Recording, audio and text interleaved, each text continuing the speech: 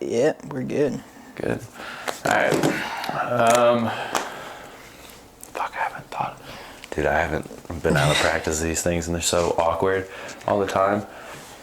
Yeah, like, is it just like kind of bullshitting about snowboarding, or do you have Pretty like any much. specific questions? There'll be questions that we'll get into. Uh-huh. I mean, mostly it's just gonna be like, where'd you grow up? How'd you get into snowboarding? I don't know, basic shit. And then as conversation goes on, we'll start to drive it into some different areas. Kind of maybe what you're working on now, shit like that. Sounds good. If there's anything that you want to plug, yeah. Like if you got new stuff coming in the pipeline, definitely let's talk about that. That's always a good topic. Yeah. How do you pronounce your last name, by the way? It is Lamoreaux. Lamoreaux? Yeah. Is it French? Super French, yeah. Okay. It's like... That's what I yeah, thought I came so. from like a pretty French/Italian family. Hell yeah. And like pretty standard for that part of the country. Yeah, for sure. When I saw the X, it kind of gave it away to me a little bit more. I was like, I bet you that's like silent. It's not like Lamoreaux or something. There's actually another snowboarder, Justin Lamoreaux. He spells it slightly differently. Okay. He's a Canadian rider, like older dude from British Columbia, like old pipe guy. And, Gotcha. Like, he used to put down like sick pipe runs because they were so different. Like really emphasized on like switch riding, and I like have to respect that. And it's like, I don't know. It was cool to like, we connected when I was really young, just based on last name stuff, and like we're still in contact, like being like, what's up? Like he's super into split boarding and stuff now, so That's it's like sick. kind of funny, but no relation like whatsoever. Gotcha. But like cool. you guys are just homies at this point just because of the name thing? Yeah, pretty much. Yeah. That's pretty sick. It's kind of cool, but Dude. I mean, snowboarding's such a tight circle. You kind of become homies with everyone. Like That's true. depending on if you are a filmer, if you're doing it for a career, or if you're just like in that middle line, you know, there's always someone that you can connect with.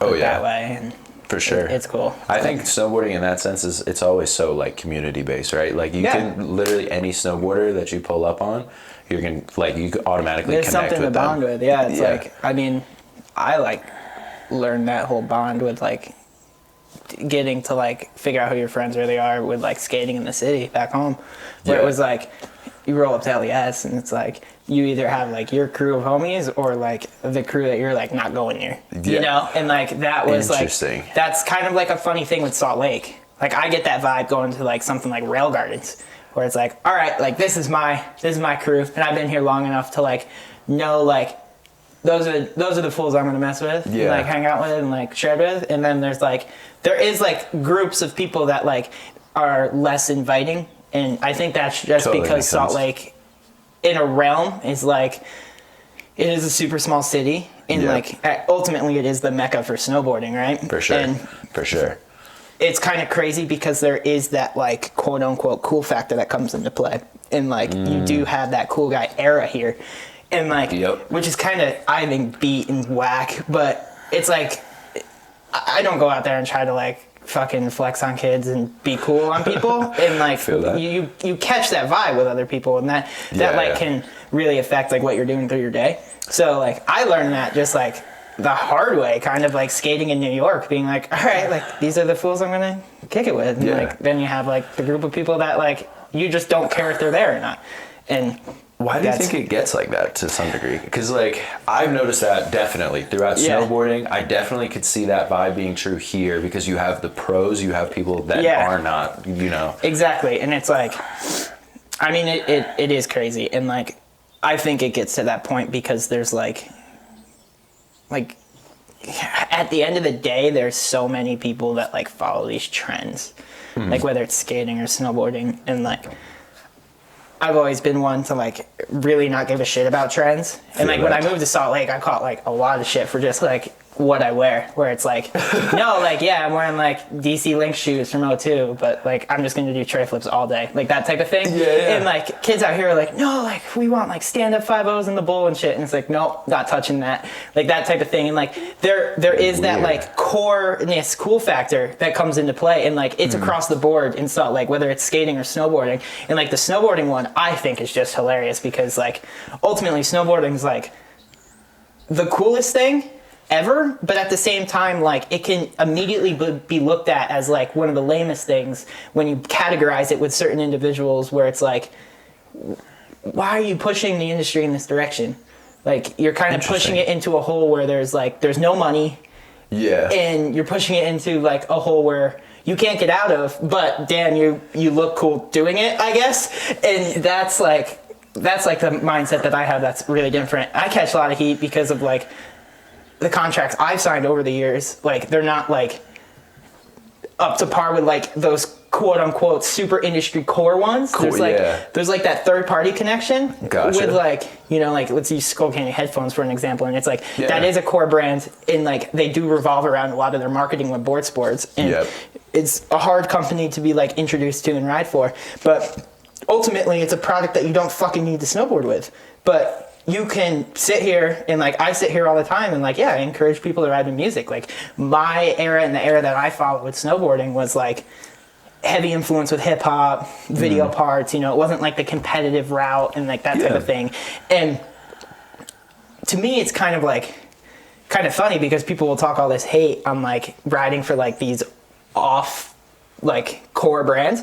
But if you want to make a sustainable living, you gotta fucking sign some contracts that aren't I feel that, like that, you know? And, and that's like exactly how it is. And dude, no, I feel that. Like that's why I think the cool factor is a thing, if that makes any sense. Because there's so many people out there that just reach for the fucking stars with like this brand that's so specific to snowboarding that's not going to give you shit and manipulate you, right? Yep. And I mean, I just don't like. I love to talk about the gray area with snowboarding because there's like no one who does it, or at least I've never really found anyone who's really dug deep and been like, what are you guys doing? But like at the end of the day, like that's kind of like the reason why I think that those people stick to one another. And like then you have the people that are doing this, like the crew that I ride with is like completely different, and a lot of the older heads that like understand what's happening and like did make a good living, and whether they're still making a living or they're in their quote unquote retirement stage. It's like at the end of the day, you're just a snowboarder, and like if you made money in it or if you make money in it, you just snowboard. And I feel like the crazy thing now is we've gotten into such a narrative of groups of exactly like core that want to keep snowboarding to snowboarding only, and then there's other people that are trying to make a living of it and push it. And I definitely can see how one group, it feels maybe left behind or something. Like I'm not saying, because they're cool in like their own way, but like the beef that people get into just doesn't make sense. Like we're all snowboarding at the end of the day, and to be honest, like everybody in the rest of the world thinks that we're kind of kooky, so there's no reason for us to fight each other. Exactly. And it's like, I mean, it kind of sucks to say at the same time, because like what you just explained is like kind of what the masses see. Without like in like a subconscious way of seeing it that way. Of course. So it becomes really difficult when you're in a situation like myself where like you got to really present yourself in a specific way to some of these brands that have nothing to do with snowboarding, but they have an interest. And if you go to a brand that like ultimately does nothing with board sports, but you can pull them into it as being like, this is a whole new demographic that's able to utilize whatever product it is in some way to benefit them for themselves. And that's like the part where it becomes a little crazy, is like being able to like, you got to put your foot down sometimes and like be super relatable to like these people and be like, no, this is why. And those are the people that you shouldn't be caring about, because those are the people that will hurt your business. And you have to get the people involved that will actually push it. And it's like, take energy drink sponsors as an example. It's like there's a reason there's a select crew of people that have that. And like, I personally don't have an energy drink sponsor, but went out and signed with Creminelli Meats. Like, that's sick, to be honest. And dude, like, that's to me, that's sponsor. like, that's in the same realm of like having an energy drink sponsor. I mean, even for me it is, because pay. And like, of course. There's other things as well that are involved that like allow that to be a very real thing. But it's funny because that was something that like broke the ice with the core dudes, where it's like, you know, you go up to Brighton and stuff, and like the first like month of riding for them, they were like, what are you doing? Like, that's so whack. And then like month 2, month 3, they're like, dude, everywhere we go, we see Creminelli. Like, we're shopping at Whole Foods and we're like, we can only relate to fucking Creminelli in there. It's like, exactly, it's working. Like, that's a good job on their part. Like, that's like, that was one that wasn't difficult because like the dudes involved at Creminelli, like between like creative direction and team management, they just snowboard for fun and really care about snowboarding. That's it. Mainly because they live in Salt Lake. Yeah. They were like, how can we include people that actually get out there and do shit to like help push what we have? Because at the end of the day, their product is food, which everyone needs to have on a daily basis, but it's also packed small and you can bring it into the backcountry or you can bring it to spots. Yeah. And like, now I get fools DMing me all the time, like getting those like stupid story mentions where it's like at a spot eating Creminelli, and I'm like, this is so weird because you guys were talking mad shit like a month ago, and like, you know, it's like it's just funny to me being like that's how it is. Yeah. And dude, I feel like some people. Well, like, I think it goes back to that thing. No one wants to ride the wave. There's this taboo of, like, having, you know, that third-party sponsor, something like Skull Candy or something like, definitely the energy drink one. Yeah, That's, like, the shining example. And I get, you, like you said, Creminelli kind of fits in there because it's, like, that third-party deal. But, like, they pay you. You know, and it's that's like, a company. They have a contract with Whole Foods. They're definitely getting paid. So you get paid, the industry gets money, and, you know, people like to give you hate for the first couple of months, but then they're like, wow, fuck, like, this is sick. And That's like, actually kind of cool, you know? And like, the thing that's also funny is like, there's a lot of people that like, kind of like take judgment towards this whole like, weird beef thing that like, people give out and that vibe. And I feel like I've marked myself pretty good, especially with the people that I ride with, where like, I show an example of like, not really caring what they have to say. Yeah. And like, honestly, like, it sucks to say, but it's like, hating on someone to that caliber of like someone who's probably not making any money and then someone who is, and like hating on that, I look at it as just being like, you guys are treating this as like a form of jealousy and like looking at that as like the easiest way of expressing that. Yeah, of course. And that just, it doesn't get weird, but it's just like, I've spoken to some people where it's just like, hey, if you're like a little bit more presentable and like you do your emails and stuff, it's like, you know, you have an actual shot. Like, don't be hating on someone when like you could just be hating on yourself. Yeah. And like you can go out there and do it for you. Yeah.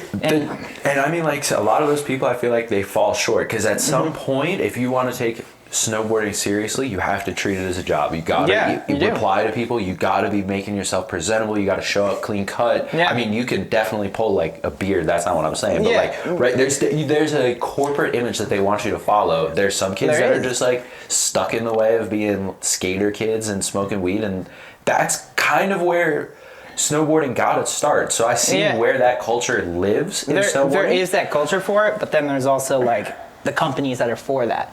Yeah, that's true too. And like the thing that's like, which I have to explain to people on like a constant basis, is just like, take your time with finding like your fit. And what I mean by that is like, what teams you could associate yourself with, and like how do you fit in with that? Yeah. And like the reason why I say that is like, you know, the first time I started traveling to do catalog shoots, it was so awkward. I was the new kid, and like we're like all in a studio and that type of thing, and it's like, that's the job. Yep. Like snowboarding itself, like in today's world, you know, we're not in the golden era anymore where like dudes are filming every day to come out with movies with like lines up of skate and snowboard shops. You know, it's like, yeah, sure, video parts are still around and they're still like giving people paychecks. I can't see that lasting like too much longer, and I hate to say that because like social has blown up on such a psycho caliber where it's like all of a sudden you have like I like to think the golden era was like the dudes that were doing it because they had those connections and they had that personality and like they had character on their board. And then all of a sudden like it was heavily ran on skill set, but also it was ran on like who you could mesh with and like what that final project will look like. Yeah, of course. Now it's like I look at projects and they have like no flow because it's just like these kids are good at snowboarding, but like that's kind of it. Yeah. You know?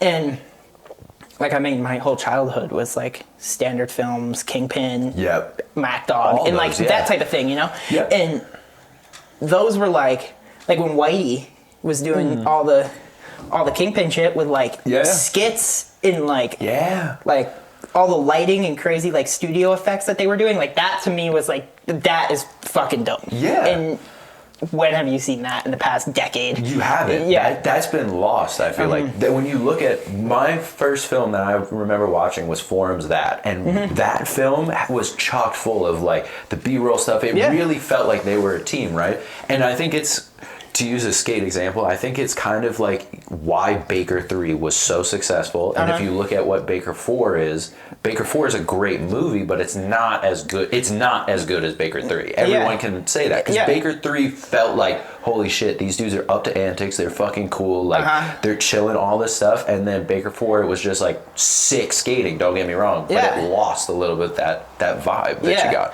Like, my like, to pull it into skating a little bit, like, I don't really watch too much skating, but like anything DGK has put out ever, like has been insane. Same with like DC Street Sweepers. Like that video, like for an example, is just like 50% of the people in the video, no one fucking knows. They're all ripping, and they have character on their board, and it's like it's kind of sick. In like I snowboard for DC, so this isn't like too much of a plug, but kind of is. It's like take what DC's doing with like their heritage collection, and like the way that they're kind of putting that into the snow scene subtly, I think is awesome. Like, like I rode for Solomon for years, and it was like not my fit. Gotcha. And then like immediately went to DC, back with doing certain things with DC, and it was just like that. Like this is that like the 4 years of my life has been lost, and like now I'm back like riding a board that I want to ride, riding outerwear that fits the way I want it to fit. Like, you know the whole like look good, feel good thing? Like that's of course so real. And like, dude, like for me it's like strapping in with baggy ass pants and like blasting like MOP or something in my ears. Like that's my version of snowboarding. And like, it's so weird because I pretty much like to think, and it's pretty obvious that like I'm like in a very small category of dudes that are still like doing that. And yeah, it's just like it's weird and funny at the same time, because like the things that are really relatable are like what DC's doing with skate and what DJ like the DGK Thorough. Did you watch that? That type of thing. And then like I don't know, like I want to see that go into the snow world a little bit more. And I feel that. And like I'm not saying like throwing it back to like what Mac Dog was doing, but just having like a subtle change with things that are like really impactful to people versus just like an absurd amount of Super 8 overlays and like slow piano music. I mean, like it sucks. Like I get bored watching snowboarding. Like, no, I feel that. You know, like what was this? Pepper. Pepper. It was a really dope movie, and then Mikey Rentz up in, I think it was his part. Who was it? I'm trying to think of who was up in British Columbia. Why am I blanking on his name? Anyways, like came out, had like a psycho, like more modernized hip hop song, and I like the theater went nuts. It was just like this is now dope, and it's like middle part, realistically like half a part, and like everyone was fucking hyped. And like then I like to think like one of my good friends, Chris Grenier, is like, take Grenny's as an example, where it's like, when he came out by with that Live by a Gun part, like, that was fucking him. Like, and that is so sick. And like, I'm not trying to hate on anyone else, but it's like, how are you supposed, like, music is such a huge thing with what we do, especially with like showing who you are through like a sense that's out of control. Embodies your character. And like, I don't know, like that's what it is, and like that's what I want to see that kind of go more into like what modern snowboard filmmaking is, and like I feel that. I feel like now a lot of the like the filming and stuff for snowboarding has become so cut and dry. Everything that you see is very Tanner Pendleton style, like from Landline. Everything once Landline came out, but that was Landline was sick. The copycats after it start to lose their value as you copy it over. And you can say the same thing with skate with Strobeck. It's like for sure. Like look at that. Like there's a reason why the Strobeck shit is so dope. But then everyone else that's kind of falling into that category underneath him is like, you lose a sense of originality. Well, and that's the big thing now. You're getting to be so copy and paste on these effects and stuff, like Stroback, the landline stuff, everything, right? That it starts, all the copies later start to lose their value. Yeah. But Stroback and Tanner Pendleton and landline are great because those were the originators of that style. I mean, I'm sure he's not the first person to use Super 8 in like a film or anything like that, but the style that they brought with landline, it clicked, right? It worked. People responded well to that video, and now all these other brands are kind of doing the same thing or very similar, and it's kind of lost. I wonder though, as we move into a new era, a YouTube like heavy era, as we're kind of pushing into, if companies will have to move away from that style and have to fill the videos up with more character, because I'm sure what you see in skate will kind of come into snowboarding later, which is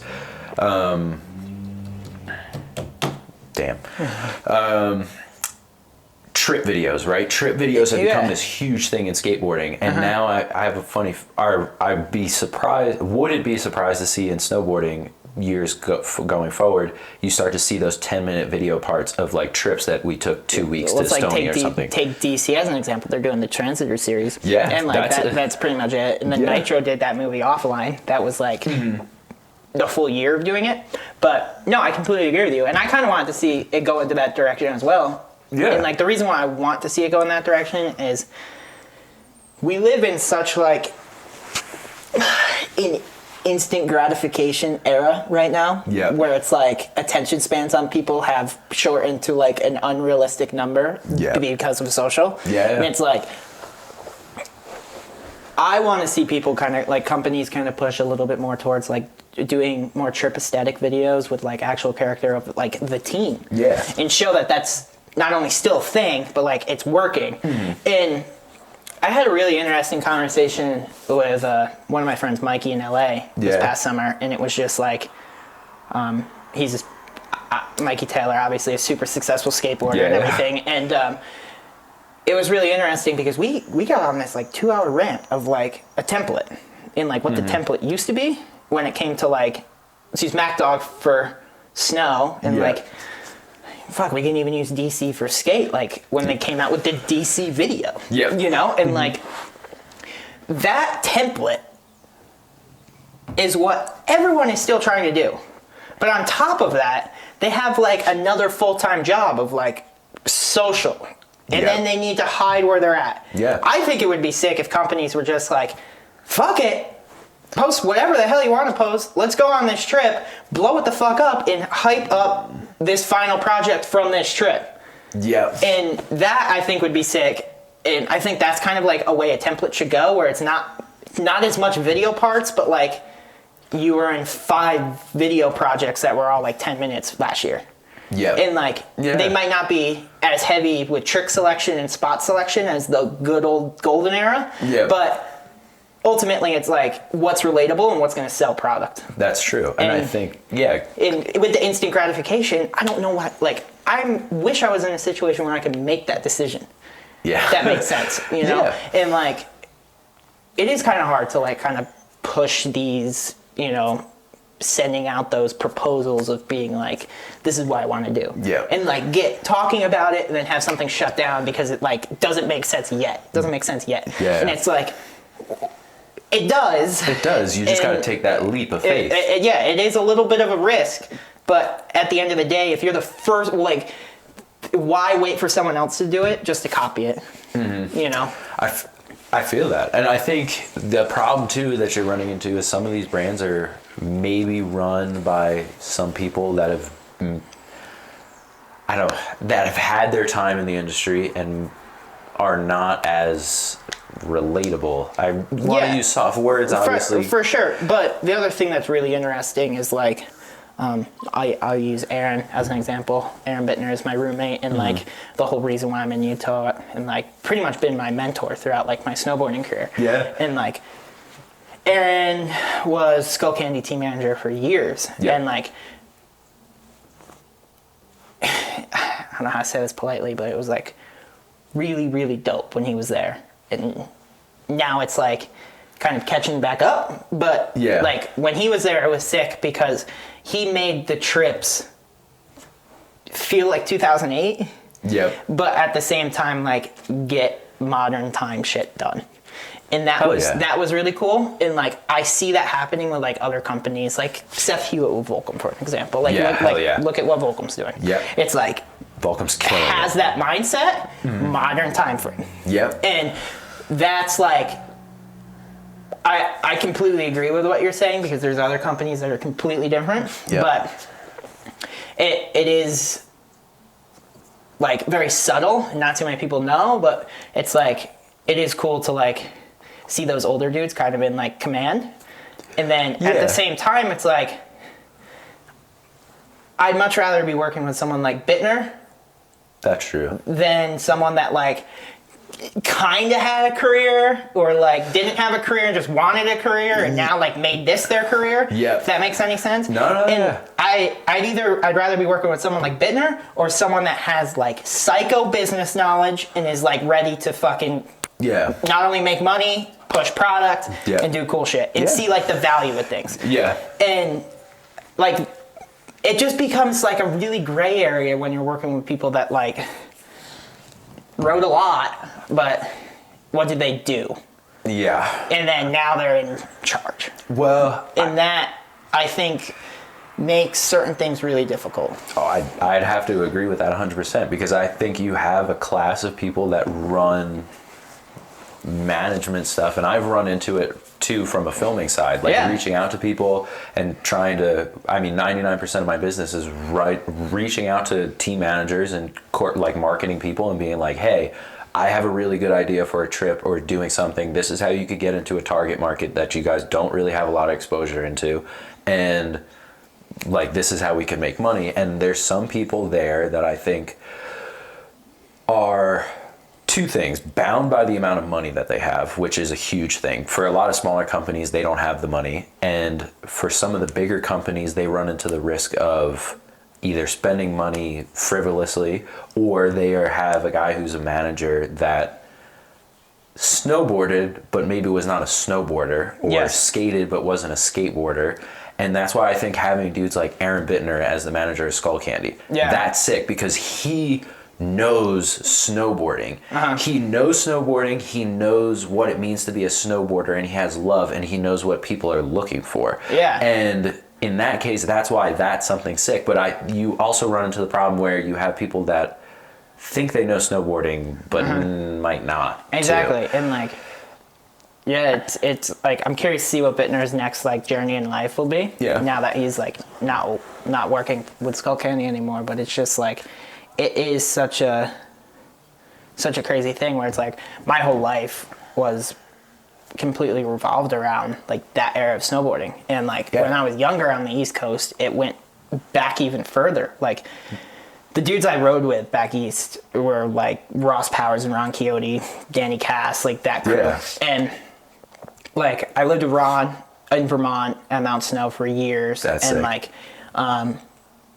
like pretty much like, I don't know, to go back to like kind of like things growing up and like how it all began. Yeah, it was let's like, actually go back there. Yeah, it was like, you know, it kind of all started like being on the East Coast, like winters are obviously pretty difficult. They suck. And it started with skating. Like, of course. Like at a really young age, like it was just like skate.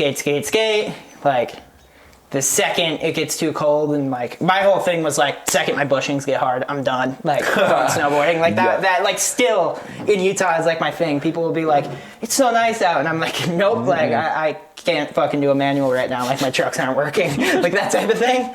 And feel that. Like that was kind of always like the sign for me, like, all right, it's snowboard time. And like back east it was just like shit, like wherever you went. Like Boulder, I did everything they possibly could to make something good, and they do that every year. Yeah. And then Mount Snow is like the same way with like the Corinthia stuff. Yeah. But that's like just park aesthetic, you know? And like, obviously I grew up riding a lot of rails and like hitting pretty awfully shaped jumps, and then like builders would come in and like make things good, and like that was kind of like the time to like really do it. And it like Spent a lot of time in New York City for sure. Like raised in an area called Milford, Pennsylvania, which is like the corner of Jersey, PA, and New York, like right there. Just like Metro North trains back and forth all day long in the city. And like rode a lot Creek, rode a lot Boulder, and like there was a part of my life that was like pretty contest driven. Gotcha. And like that's when I was just young. It's like that was kind of the way you had to do it in that bracket. So that's what ultimately had me move to Vermont and like live with Ron. But so with the contest stuff, obviously being in the Mid-Atlantic, there's dick for street boarding or anything like that. Like, it was hard. Like when I was younger, like we definitely did a couple trips where it was like Boston just got 10 inches or something, and like that the classics. Yeah. You know, or like Quebec or something like that. Yeah. But then, like where I was at, there was like nothing. But when storms came in, you try to get it. Oh, you get it, and like it was really funny because there are spots in that area. It's just they get a storm a year. Yep. And cops are brutal. Yeah. And like that's like two of the biggest things you have to worry about is like, am I going to get arrested? If I'm not getting arrested, I'm at least sacrificing a huge ticket. And we have like 10 hours to do this before it starts raining again. You know? And it's always hard, but like I definitely have a collection of shit that I've got done over there, and like it's like pretty funny to like have like spot books in those areas. Like I feel that. Like you know, like when people hit me up like, we're going to New York for like a snowboard trip, and I'm like, oh, what part are you going to? And they're like, oh, we're in like Albany or something. I'm like, no, you're in the wrong spot. Like go to like, dude, Port Jervis. That place is swimming with spots. Damn. And like no one has hit a thing. Yeah, that's like, a crazy part. I've hit like 12 spots there, and like that's just touching the surface. And like, so if anyone's watching this from that area, Port like, Jervis. get to Port, dude. And Minnesink Valley High School, that shit's got some spots. But it is nuts because no one goes there. No, that's true. I mean, you're probably one of the only dudes that's got like clips from like, Port Jervis. Like stuff that was like used. Yeah. Like, there's like, I'm not kidding about Minnesink. Like Minnesink Valley High School, like right outside of Port, literally has like, it's swimming in kink rails. And it's all like natural speed of like good in run and good landing. Like if those spots were in Salt Lake, they would be like destroyed in an hour. Like somehow the whole city would know exactly where they're at. Yeah. Like it would be like perfect. But feel that. Back there it's like so different. And like that's what made growing up there really make my passion for snowboarding really wild. Because it was kind of like a reverse effect for everyone else. Like I didn't have a crew back there. Like you'd have the boys that you rolled with at Boulder. And like my era of Big Boulder is when we were like, where there was like funding behind like doing videos for like Transworld and stuff, if you remember those. Rubes and Tripp were filming, and like Greg Fury was the photographer, and then like I would go on trips, like real trips, and link up with the same dudes I was with at Boulder, and like you just kept working, you know? And that was sick. That was a really interesting era. My way of meeting Bittner was from Boulder. That's DC did sick. A trip when I was 10 years old called the DC Ride Along Tour. Met Aaron there. Had no idea what was happening. And then just like started filming with those guys, and it was like I was like tripping. It was like I'm 10. I'm right now filming with like Devin Walsh, Bittner, and Ika at Big Boulder. And then like that turned into like kind of like getting invited to do other stuff, and like just built up a really good connection with Bittner. Then after that, do you know Buckman's, like the snowboard shop? Yeah, I know. So it's like Buckman's years ago used to do like real movie premieres and autograph signings. Shit. And like at that time, when I was probably like 13 now, I was riding for Nike and Grenade. That's fire. Grenade for sure. Yeah, Nike. like, well, I was mostly there because like connections with Danny. Yeah. And like, it was crazy. Like I walk into Buckman's, and like at the time, like that was like my shop sponsor. You know, I was still super young. Like had a shop sponsor. Like, but Nike and Grenade were like the thing. Like didn't have a board company. Would like ride a bunch of different boards. Like had a big falling out with Burton. Damn. And like then it like turned into being like, all right, like fuck it. Like if I need to buy anything, it'll be boards. And like I'm gonna ride what I want to ride. And I feel that. like walking to Buckman's and like it was the most psycho moment of my life. Still to this day, it was like you're walking in. I got out of a limo with Louis Vito and Danny Cass and Dingo. And we're walking into Buckman's, and it was like the Nike table. And I was like, what the fuck? Like, there's a photo of me with like posters of me, and like I'm signing with these dudes for 2 days straight. And it's like hundreds of people. Bittner was at the DC booth, like across the way, like kicked it with him a little bit. Then there was an after party and like got snuck into the after party. Like my dad came with me to the after party. And like it was like it got loose too. It wasn't like it was like a club status after party. And like damn. Literally like remember my dad and Bittner talking like pretty intoxicated to one another. Like I'm obviously sober as shit. Like Danny would like flow me like a shot of tequila every once in a while, and I'd be getting hammered. But yeah, it was fucking great because like that's how I've learned at such a young age like what snowboarding is. Yeah. And like fast forward, it's like now I'm at like 13 at this age bracket, right? And like then like obviously like school sucked. Yeah. Like wasn't really going to school. Like figured out a way to like work with a tutorial center, which Ron Quixote did up in Vermont. Like got this all taken care of. I'm like sleeping on his couch. It's like holy shit. Living in Vermont for like years, sleeping on homie's couch. And he's like driving me to school, bringing me snowboarding every day, like that type of thing. And like long story short, like traveled with him so much. Like that's like when I was like competing. Yeah. And like not only competing, but like doing pretty good in contests for someone who like didn't give a shit about contests. And like Ron and I's method with competing was like the same way he did it, which brought him to the Olympics, was like fuck practice days. Like Mammoth just got 4 feet. Like we're gonna go chisel out a highway in like the side country, and like you're not dropping into the pipe. And like then roll up contest day and do like decent, and like we'd be stoked because it's like we just went on a competitive trip, but we like rode POW all day. Yeah. And like so you're getting the best of both worlds, basically. You were kind of get like, and that's like how I competed was like, and it was funny too because like Ron is like such like an interesting dude when it comes to snowboarding. Like he went to Nagano in '98. Yeah. Like one of the first dudes to go to the Olympics, and then like ended up blowing his knee out in like '02, really close to going to like the Salt Lake Games. Fuck. And like kind of after that was when things like he didn't fall apart as like a person and his riding didn't die, but like he just disappeared. And like probably just got over it to like some degree. Disappeared. And then like when I met him and like started hanging out with him, like people started knowing in the industry, like how do you know Ron? Like we like kind of just been like, what the fuck? Like we haven't spoken to this dude in like 12 years. Like when I moved to Salt Lake, like some of the first things that like some of the big name filmers like Absinthe and like that type of thing back in the day were just like, how do you know Ron? Like we need to know.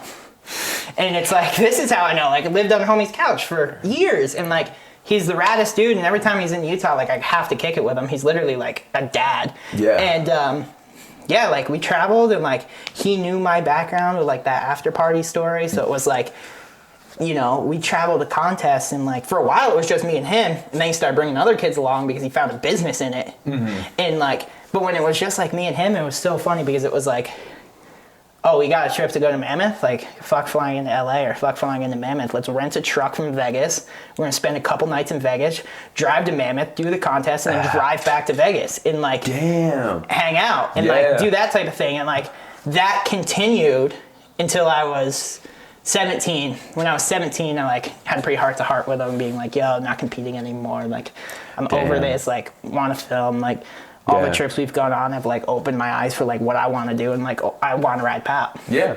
And on top of it, had like a huge falling out with my family, and like I like had a thought where it's like, what if I call Bittner? Like haven't spoken to him in years, and pretty much was like, thinking about moving to Utah. Like what's up with everything? And like he was just like stopping like a pro riding career and like getting a job at Skullcandy. Yeah. So like it worked out really well where it was like I flew into Park City like a month after talking to him, and like moved to Park City in an apartment. Nice. And like Bittner would like go to work at Skullcandy, and like when he got off work, I would take the bus to Skullcandy, go kick it on his couch for like several days, find homies in the valley to bring me to Brighton or Snowbird, ride POW, and then like when the weekend came, I would go to work with him on that Friday and like take the bus back to my apartment.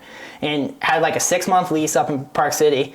Moved back to New York, skated my ass off for a summer, and then like winter bushings got cold. Gotcha. And then I was like, fuck, like I'm buying a truck and driving to Utah, and like moved to Utah. Like everything was like really like that was the best moment in my life, and like realistically, like it was Bittner that like allowed that to happen, and like. 3 years down the road of living in Salt Lake, now I'm like still living with him, and like that's sick. And, like we just like kick it, and like when we ride, and when we're not riding, like he's doing his thing, and like I'm working with the industry in some sort of way, and like fuck yeah, it's cool because like people in the industry have kind of like noticed like Aaron and I, our bond is like literally like brothers. Yeah, and he's a super humble dude. I'm not. And like it's funny because like we roll with one another, and like snowboarding's brought us both to like some of the craziest places in the world. Like he started doing stuff with Creminelli, and then I started doing stuff with Creminelli. Next thing you know, like I'm meeting everyone from Creminelli in Thailand. Well, actually South Korea, like on a layover. And it's Aaron was like, looked at me one night, we're like hammered, and he's like, you wanna go to fucking Thailand? And I was like, yeah, sure. Like, what's up with that? Like, he's like, all right, I got your passport photo, like sending it over. They buy tickets, like next thing you know, it's like a week goes by and I'm like, fuck, like I'm going to Southeast Asia. So like we're by Salt Lake, Seattle, South Korea, Vietnam, kicked it in Hanoi, Vietnam for a couple of days, and Vietnam to Thailand, and like kicked it there for a couple of days, and then like literally we're just like shuffling back and forth. We went on a 20-day trip with 18 flights. For like, what? Creminelli was just like, let's just go eat food in Southeast Asia and like have a filmer and have a photographer. And like that was like the that job was it. That's sick. We literally went and like explored the best and worst places of those countries, which was like gnarly. Yeah, and true. It was crazy because it was literally like this is why it's dope to work with Creminelli. Yeah, because that's sick immediately.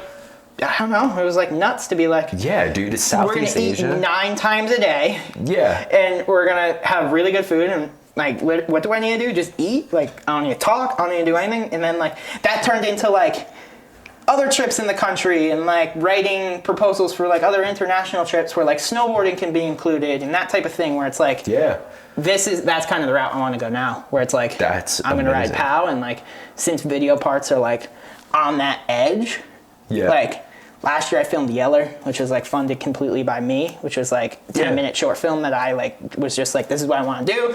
I don't want to do anything more than a 7. I like had like all these super specific like mental barriers for myself to follow, where it was like, I want to show like riding resorts, riding POW, riding street, like building jumps, like that type of thing, and like collectively put together. So like I knew that was like a time where like I might only film one real video part, and everything else might turn into like the trip oriented stuff like you were talking about. Yeah. So like I still wanted to do that, you know? Yep.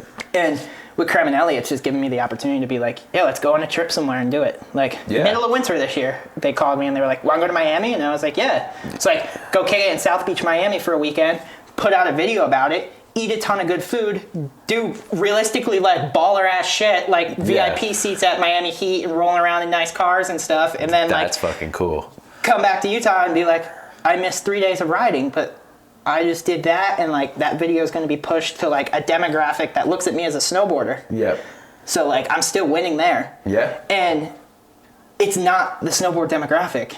It's the dudes that shop at Whole Foods that are going to spend $30 on a bag of meat. Yeah. And like you're just pushing product. Yeah. And like that's like people really look past the real job, you know? So yeah, that's like the core side, to go back to that, doesn't get that bubble. And I don't think they get that bubble because they don't know how to get to it. Yeah. And I don't know, it's different. I feel like for some of those people in that core bubble they're so dyed in the wool. Like going back to kind of that like format, right? Or the check marks of having a career, right? You have You got photos in a magazine. You have a video part year to year. You get covers. You go from AM to pro. You do this and maybe an interview, special selection, and a full part, and you get an ender, right? And like that's the spectrum to a lot of people. But there's so much more outside of that too that can get you a lot of money. People call contest people kooks. Yeah. Why are they a kook, man? They're making $100,000 at the end of the year. That's pretty sick. And they're pushing snowboarding arguably way farther to the masses than you are, and that's kind of the end of the. Yes, they are. They 100% are. Yep. And I mean, I wish competitive snowboarding was like how it was when I was involved, where like everyone had different runs and like that type of thing. But I mean, I gotta give those kids fucking respect, and it's like 80% of them are younger than me. Yep. They're ripping. Yep. And like, sure, if you bring them on like a backcountry trip, only a few can hang. Yeah. But at the end of the day, like, those dudes are, they're ripping. I mean, competitive is a different side of snowboarding. And it's sick right now because the contest riders, like, the dudes that are doing it, like the top teners, like, they're out there filming video parts too. That's very true. They are. And it's like, they, like, get it. Yeah. And then, I mean, there is a group of people that are just strictly contests. Yeah. And, like, but the dudes that are doing it, and they're doing it right. And, like, you can't hate on that at all. You can't. Because at the end of the day, they're snowboarders just like you and I. They just found their niche to be contest riding, and they like the competitive side. Other people just like the filming side. Yeah. It's a little bit more mellow, but, like, that's okay, because some people like it like that. And, like, I mean, there's a reason why people that are on the podiums year after year on a Burton board. There's a reason they're wearing Oakley goggles. There's a reason they're wearing that kit. That, you know, it's like, do you remember when Oakley was like, all of a sudden, everyone on Oakley was wearing the same goggles? Yeah. And it's like, obviously they're going to fucking push that shit on the podium. Next thing you go to a place like Mountain Creek, everyone has them. Yeah. Because they're from Soho. Yeah. They bought their shit. Yeah. And they're at Creek. And it's like, I have to explain this to people all the time. Like take Milo as an example. Like, they push a lot of product. But then you see the fools up at Brighton, where it's like, you're on a 4-year-old Solomon board that's like held together by screws. Yep. Back east, if someone sees something that's cooler than what they're currently on, they'll fucking kill someone to get like the newest shit. Literally, people steal shit out of Creek just to get new. Yeah. So it's like, that's where the money is. Yeah. So like, that's why I've gone the path I've gone, where it's like, let's sit in the industry a little bit, let's float around, let's see what's going on, and then like once I found my move, it's like kind of like chess. It's like you got to be 3 steps ahead of everyone else. Yeah. And like my 3 moves were simple. It was like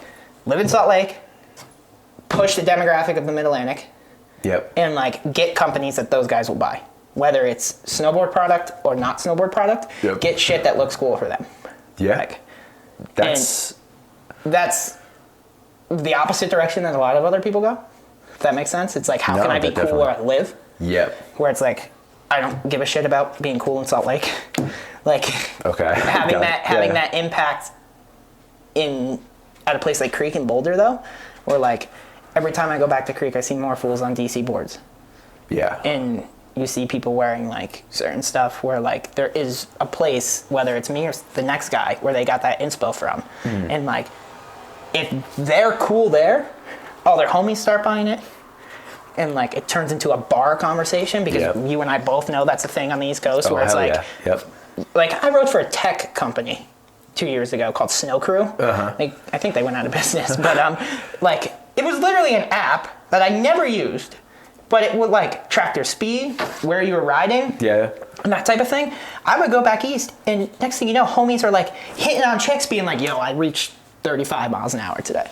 And it's like, no way. Someone's paying for a subscription for this app. And like, that's their pickup line. And like, that's all over the place back there. But no diehard going to Brighton or the Bird is doing that. No. You know? Definitely not. And like, because they're real. Like, the fools back east that are like, I need the carbon Burton board that costs $1,700 and carbon fiber bindings for 0 reason. It's like, that's the dude that takes 2 runs, goes and gets blackout drunk and just talks about himself. And I look at those guys being like, Yeah. Oh yeah. Yeah. I mean, write me a check. That deal. That's the truth. That is really the truth. Is the people. It's interesting that you've actually had that much insight into the kind of the marketing that you're doing and stuff, and like understanding that the East Coast.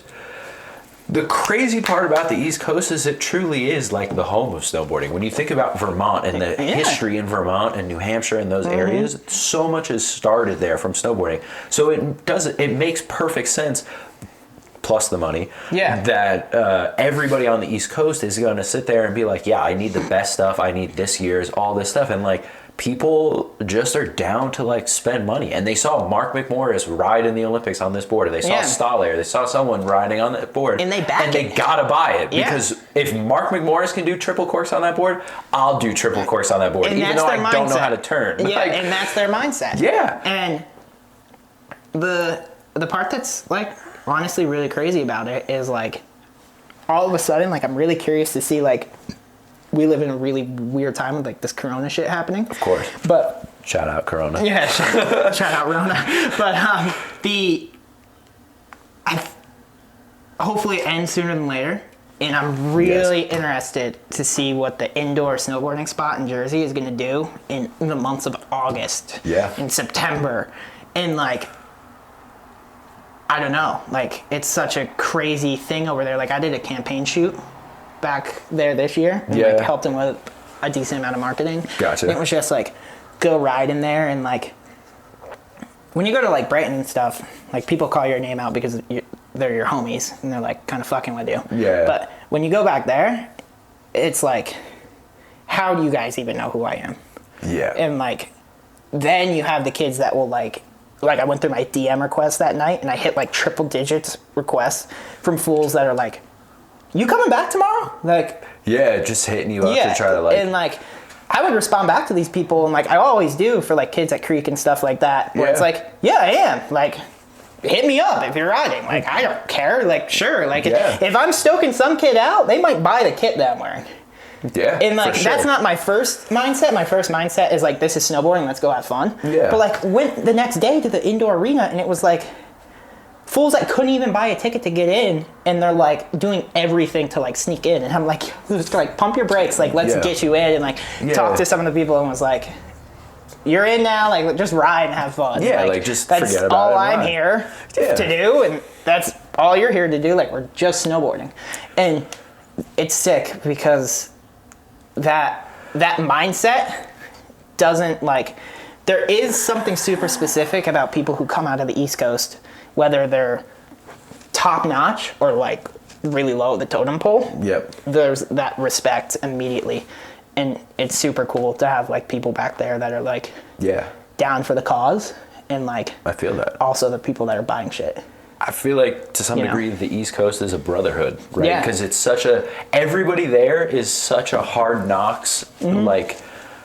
To be honest, dude, my best times are the people up in like the crews and people I know up in Vermont. Like they're the fucking homies. Immediately, you talk to people for like 10 minutes, you're like family to them immediately because it's all like it's the hard knocks of snowboarding, and it's I don't know. I feel like the culture is very much alive and well at its core there, and yet it's all about just like.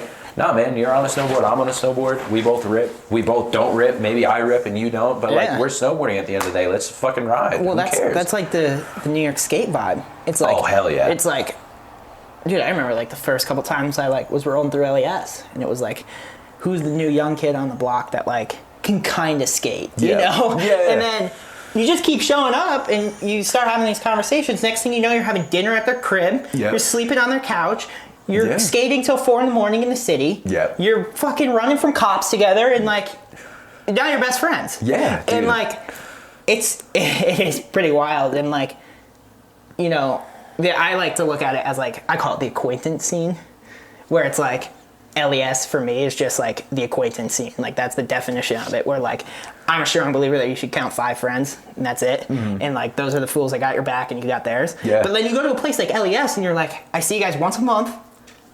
Or once every 5 years. And like you pick up right where you left off and you hang out that day or that night or something, and then you disappear and you come back, and that's like the brotherhood thing. Yeah. Where like Out here, I haven't caught that vibe. People move on so quick out here.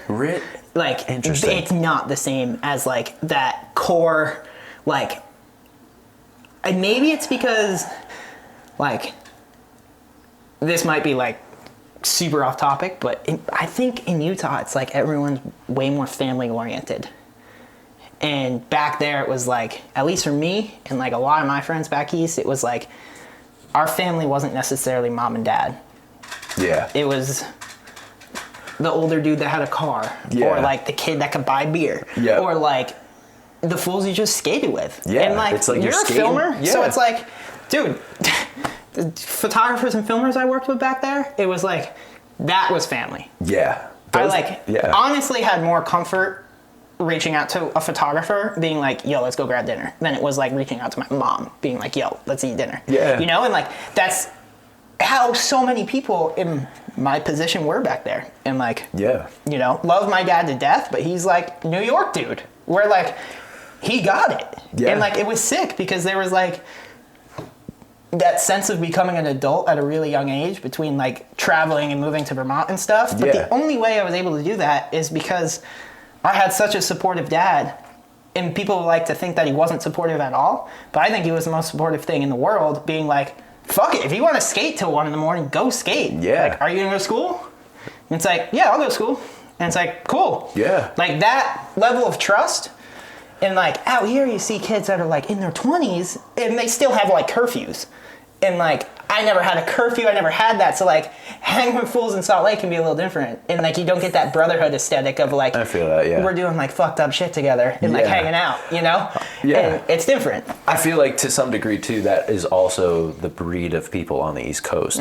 First, I would definitely agree that I think your dad is definitely a supportive person. I think it takes way more effort and support and trust to allow you to go out and skate till 1 a.m. and be like, yeah, I know my kid's fine. Like, he's out with his friends, right? Skate family is a real fucking thing, hardcore on the East Coast. Oh yeah. And everybody on the East Coast likes to do kind of fucked up, grungy shit anyway. Everybody in like Salt Lake to some degree is kind of not to call people out, but they're a little bit softer to some degree. Oh, they're fully soft. Like, I call them out all the time. It's like, damn, dude, like the shit we used to do, like back home was like, we did some like funny shit. Yeah. And like, that was the fun of it. We never got in trouble. And like, if we did get in trouble, it was like, all right, how do we make this cop be on our side? Yeah. Like, that was the best part. You have like a crew of like 30 dudes skating and you're like, we're converting this, homie. Yeah. And like, next thing you know, the cops like giving us high fives and hanging out. And like, hell yeah, that does not happen here. No. That's a completely different thing. Like, like, I don't know, like, I have so many 4th of July stories, like being back on the East Coast, just like launching fireworks out of like Williamsburg buildings and shit, and just like having so much fun and like never getting in trouble. And like when we did get in trouble, it was like, yo, like cool it a little bit. Like we know we were fucking up, like we're not lying to you, but at the end of the day, it's like, it was kind of dope, right? Yeah, like, it's kind of funny.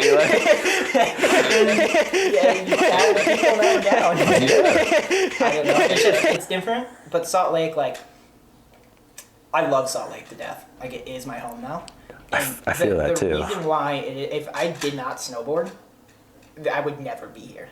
I have to say that 100%. And like, the part that's so sick about Salt Lake, that's like the only place in our nation that like allows it, is like from my front door, I can be a snowbird in 20 minutes and the airport in 20 minutes. Yep.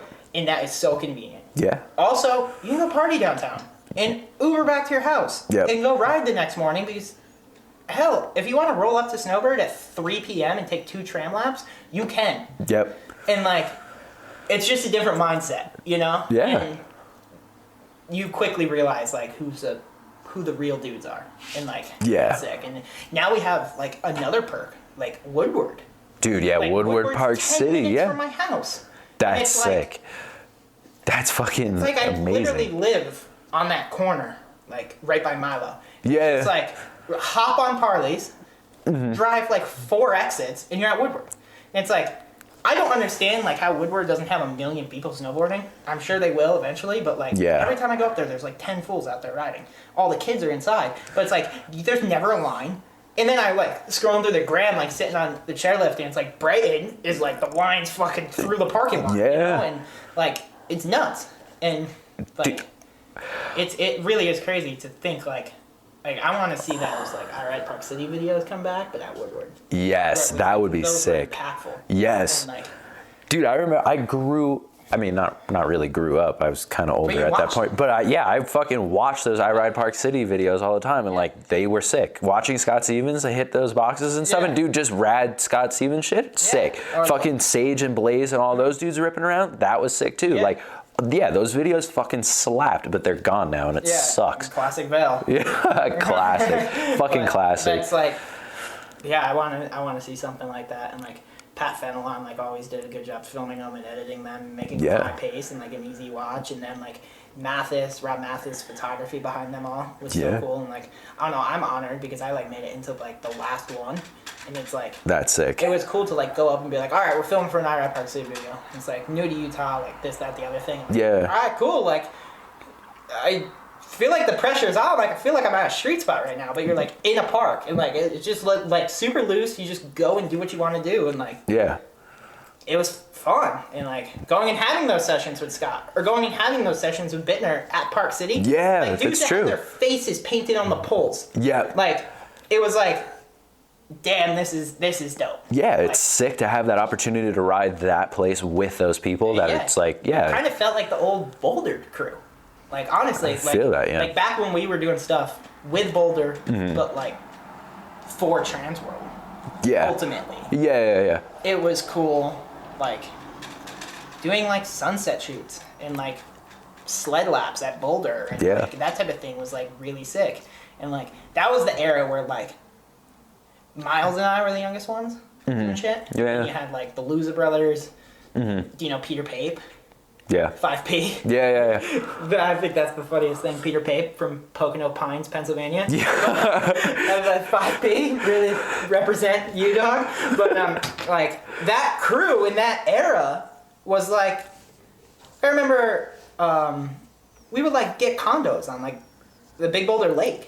And, like, that's sick. Hook it up and be like, that's fucking rad, let's dude. film for a weekend. Like, damn. So yeah, they really kind of like hooked it up for you guys and gave you that. It was sick, and it was like that was like the year, like filmed with them for like 2 years. That's when like they were doing things with like DC, and DC was coming in. Like like half of the Mountain Lab features are at Boulder. Yeah. Like that type of thing. That era when they all came back. Like that's why the DC Ride Along tour. Was there. It was like I think it first started at Boulder and then they just traveled like all through it, and like it was sick. Like I rode with Bittner like all day there, and like this was a big turning point on like what it's like to be a pro snowboarder when it comes to like work. Filmed with Aaron all day, and team manager Nick Olson at the time was just like, yo, there's a rail down at near Seven Springs, like you want to hop on it, Bittner? And he was like, yeah, for sure, like let's ride here for a couple more hours.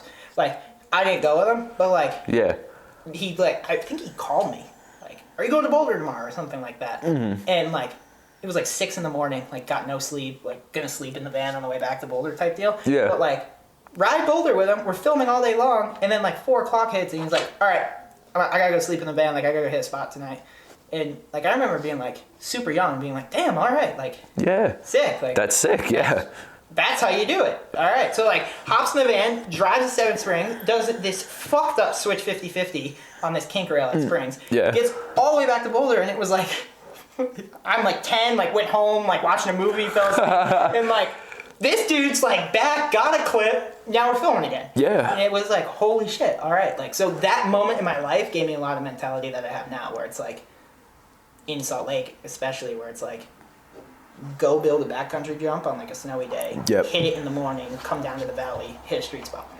And work. You gotta work, dog. For work. And it's cool. That's the sickest part I think about Salt Lake. Obviously, I'm in the same boat as you. I would not be here if it was not for snowboarding and anything like that. If it was just, I mean, shit, if it was up to me and I was still filming skating or something, I'd be in New York for sure, or LA or something, right? But like New York though, New York for sure though. When you go to LA. To be honest, I'm not a big fan of that. Like, I like the scene, but like not. I'd like New York way fucking cooler. It's pretty funny when I have to go to LA for like work stuff. I'll, like catch it. I think it's a 6:45 flight out, and like the 3:15 back. Like, I won't even fly with a backpack. Like, no phone charger, nothing. Nothing, Like, just, yeah, during... like, my phone. And, like, fly out there and be like, what up? Like, grab lunch and like, all right, later. Like, I do not want to be here. And, like, fly back. Like, it's kind of fun when you get, like, the opportunity to skate, like, the barracks and that sort of thing. Yeah, like, of course. Other than that, it's like... Yeah. The barracks is literally the only reason why I would want to be in LA. And it, Yeah. like, that's it. Yeah, and even that could get boring as hell. It definitely can. Yeah. And it's like, it's crazy too because the barracks is like super sick and then you skate it like 5 times and you're like, this is really dope, but unless you're like filming here and like doing fucked up shit, Yeah. it's like, you just want to sit down and watch. Yeah, because there's all that fucked up shit happening. It's like Super Park and snowboarding. Yeah. Every single day. That makes a lot of Because you sense, just have yeah. the fools rolling up that are crushing and you're like, no, Yeah. I am like, if I get in Chase's fisheye angle or if I get in front of Yoon's fucking still shot, Yeah. I'm fucked. Yeah, So, dude. You're never coming back to the park again, so you're just sitting. Yeah, of course. You're just chilling tough. Yeah. Like, but they got a dope mani pad that I fuck with every once in a while. That's about it. That's fucking I'm sick. not holleying anything more than like a 3-stair, so that mani pad really, like, Really like fucking- spots back east was like Seaport for me. Like, Yeah. literally just like that ledge in Seaport. Loved before it got destroyed. Like that was a huge thing. Yeah. And like that was about it. Like I'd have like homies that were like, oh, I want to nollie or heel the Chinatown double set, and it's like, really? I am chilling in the van. Yeah, I'm gonna dude, go to the no. meatball shop and like grab lunch or something. You know, it's like Fucking- it wasn't like. But then you had the fools that would like skate ledges and stuff, and it was sick because we never took it seriously. But that's like what we did for fun. Yeah. And, like people kind of always knew back there like snowboarding is what I do. It wasn't skating, so like I didn't have that like added peer pressure from kids. Yeah, I'm sure you know like the East Coast skate scene peer pressure where it's like yeah. you see your fool like, and I'm like guilty for it too because I would see like homies like do like fucked up shit and like run out there and be like, oh, I got your back, and then you're in the air and you're like committing to catch a flip trick on like a 12 stair and you're like, fuck, here goes my ankle. Like I'm Yeah. sore for a month and like that type of shit. Yeah. I don't know. It's like you've picked the crew you want to be with, and like For sure. especially with snowboarding, where it's like there's so many crews in Salt Lake, Yeah.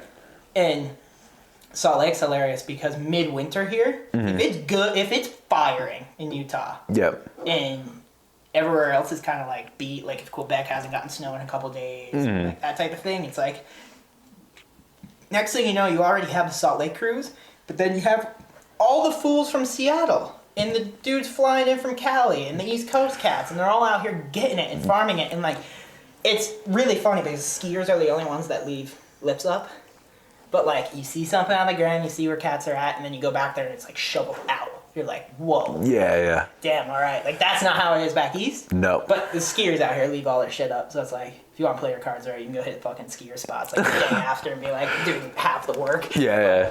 It's like, oh no, it's sick. It's such a core mentality, you know. Yeah. And I mean, it's kind of crazy. I feel like to some degree it's so serious out here that, be tentative with this, but people are willing to like kind of dick each other over. That they're like, all right, I set this spot up. I'm going to be the only person that's hitting this clip. I'm going to stamp all over everything. In fact, I'm going to go take all the snow up rail gardens and go ship it to the next state. Yeah, like that it's type like- of shit.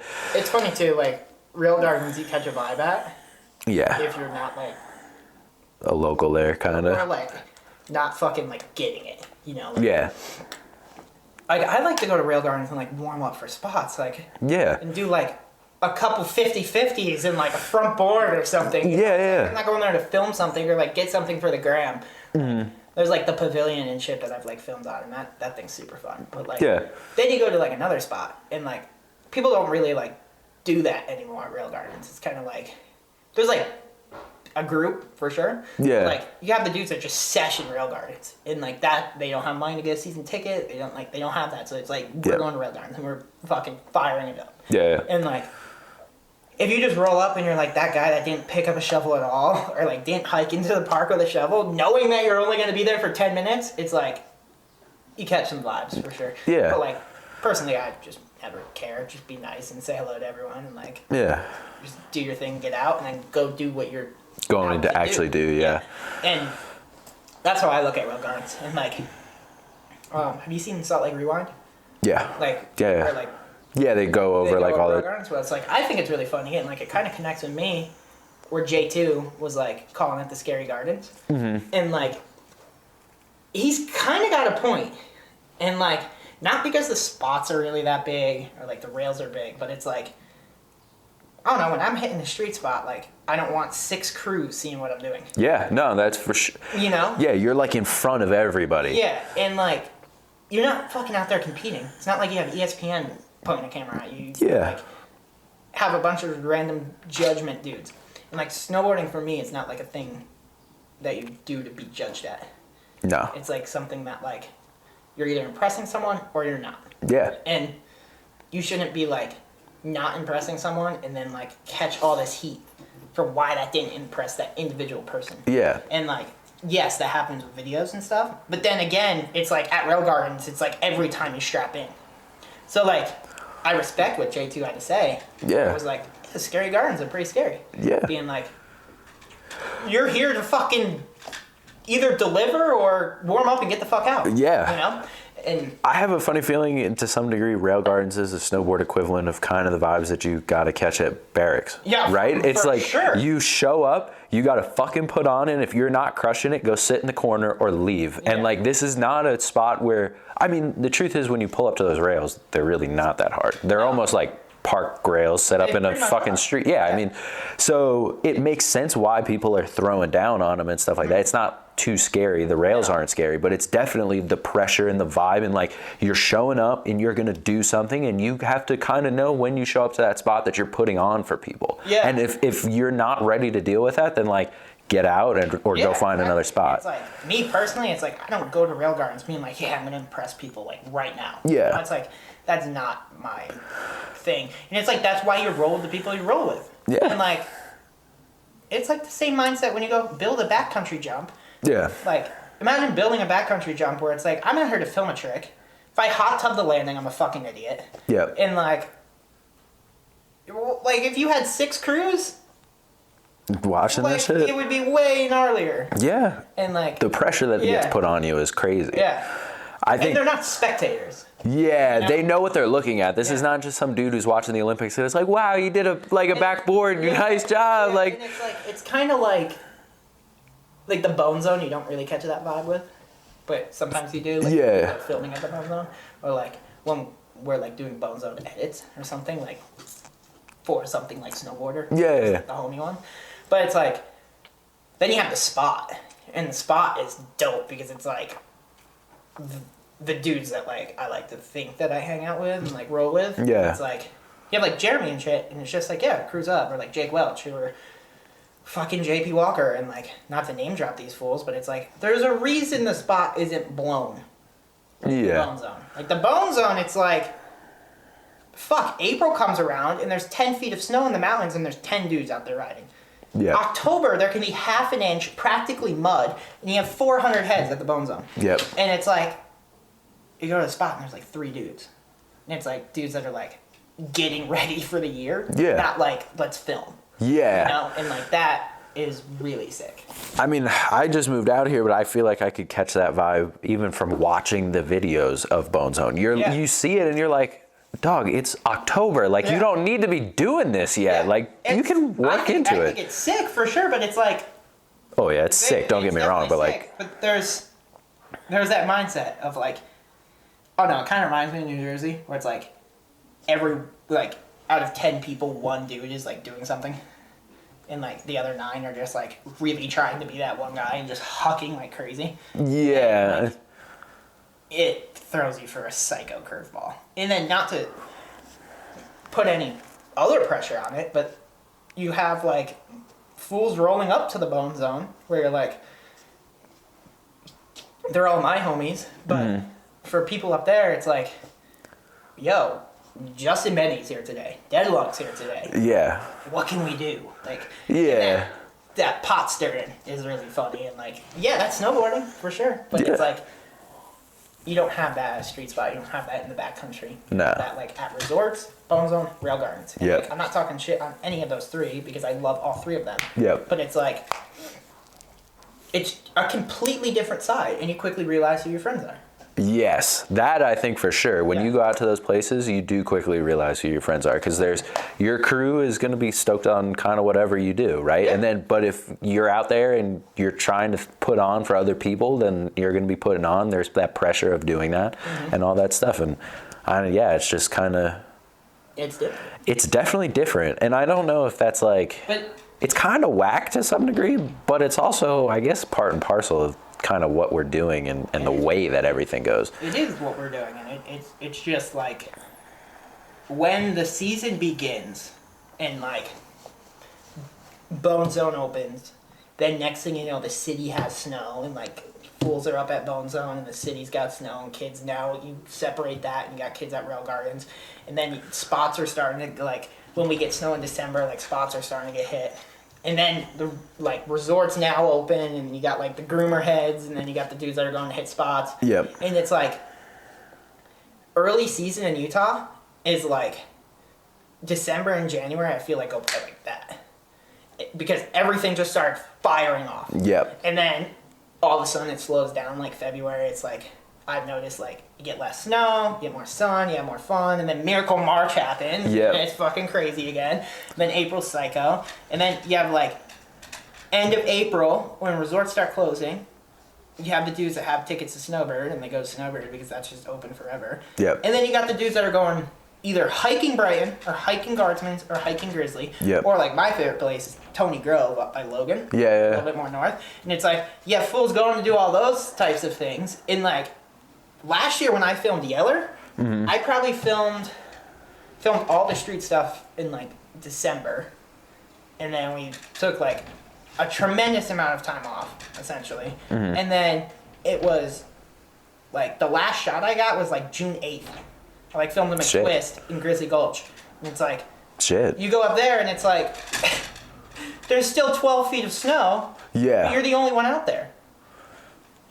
Yeah. But what I'm trying to get at is like, then October comes around and it's fucking firing again. Yeah. And it's like, there's certain waves and just pick which one you want to ride out. I feel that. Because the dudes that try to do them all are the ones that get burnt. Yeah. And Of it's course. like, that's like the crazy thing. Or it's like you look like the person that's like trying to do too much with it. You know? Yeah, I feel that. Like, You can Oh, you no. can take a little bit of time off and take like a little bit of a break or I something. wouldn't say it's necessarily taking time off, but it's like, why are you skipping between so much stuff? Like, do you want to be the dude that is filming Enders at Bone Zone videos? Do you want to be the dude that's talking shit on everyone at Rail Gardens? Or do you want to be the dude that near the end of the season you have something to present? You know? Well, yeah. That's definitely a different Like- class. Like if you're going to be the dude that goes to Bone Zone and you're going to talk shit at Rail Gardens, then I hope you're producing something at the end of the season. Because if Well- not, then you don't really have too Well, much to that's the stand thing on. is like, there's caps for people that I've noticed where it's like, people cap out at Rail Gardens.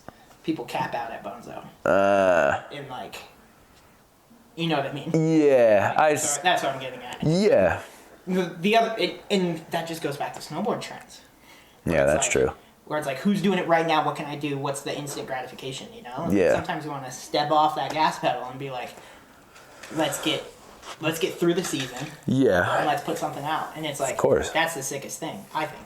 And I agree. that just goes back to like I remember when I first moved out here and like started hitting spots a little bit. I was like going to Bittner being like, yo, where's this at? This, that, the other thing. And, like, this dude's spot book is like Oh, I'm sure it's a tremendous. whole nother level. And it's like pre-phones, so it's like GPS coordinates. And like, then like you flip the page and it's like his mag shot to like invoice to a company being like, I need my photo incentive, you know? And Yeah. it's like, not only do you have a photo of the spot, you have a photo of you hitting it, and you have the address, you have what time security gets off, you have like what knobs you need to cut, do you need to bring a generator, what time frame's good to Oh, hit it, shit. where's So, the like, the- light setting, like this type of thing, and it's like detailed.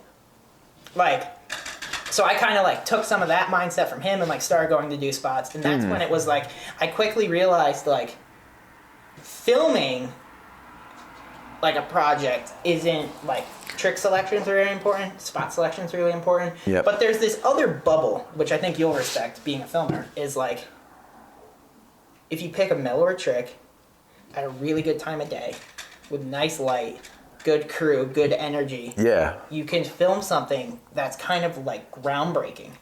Or you can go out there and huck it, fight with the filmer, be like, no, I'm doing it now. Like, this is what I need to do. Yep. Or you can go out there and be like, let's mellow it out. Let's focus on style. Like, Yeah. like I filmed this one spot up in Park City last year. We called it like the anthill, and it was this shipping container. And like we were just driving through Park City, and I was like, we should hit that. And like the background's all sick, and like I went to my filmer and was like, all right, like let's do this. Like if you want to set up 6 cameras and like care about it, let's do it. And it was a manual pad, and it was like front 1 butter, switch back 3. Yeah. Front 1 butter, switch back 1, and like that type of thing. And I was like, let's film like a skate style trick that's filmed really cool, looks good, and like has a spot in the video. Yep. Not like, let's go chuck ourselves, and then at the end of the year, like try to squeeze it onto a timeline. You know, like let's try to build something with flow. Yeah. And that's kind of where now I have project ideas. It's like, what do I want to do that's different, that can be impactful? So like, Yeah. don't really want to talk about them too much because we're like, Yeah, in of the course not. process of it. Yeah. It's like the mindset that I have for certain things going forward is like, I think trick selection has like only grabbed the core snowboarder to watch in longevity. I feel that. Yeah. But what can you grab the masses with?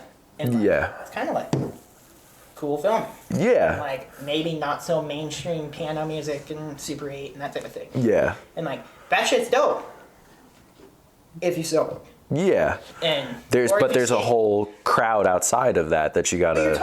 Like you're only impressing 1% of the market. Oh, Yeah, 100%. 99 Yeah. is like It's not about that for Yeah, them. it's They're like- yeah. I Well, talk to people a lot where it's like, follow me around, and Mac Dog. Like that's hands down my favorite movie. Yeah. It's like, I don't know, Bittner's part. Like, I'll talk about it because I like have it embedded in my mind. But like that opening shot where he's wearing red pants, golden hour, ripping down a sidewalk, like forget the song that I used, but it was fucking insane.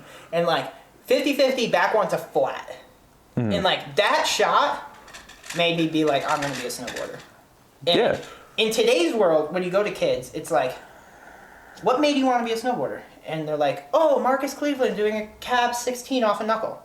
And like, yeah, that's sick, but we've really lost that demographic of kids where it's like they're gonna, like when they're older, they're not gonna have any respect for video parts because they don't even know what one necessarily is, because what got them into snowboarding is social, yes. you know? Yeah. So And it's different. It definitely is different. And I think, yeah, you're losing the cinematography to some degree and the art behind it. And you're now just going for like, all right, Yeah. for rails and stuff, I gotta do switchback hard way 2 down like Yeah. triple kinks or some shit like that. Or for backcountry, you're doing triple corks in the fucking Yeah. backcountry, right? And I think, but to go back to my point, I think there's a reason though, if you actually look, backcountry videos tend to get more funding and do better than a lot of street videos. First, it takes way more money to actually do backcountry anyway, because you have to buy a heli or there's like, rent that. There's and just stuff. that like mutual respect to like what goes into our backcountry versus Yeah. what goes into a street rail, and like which I fully get.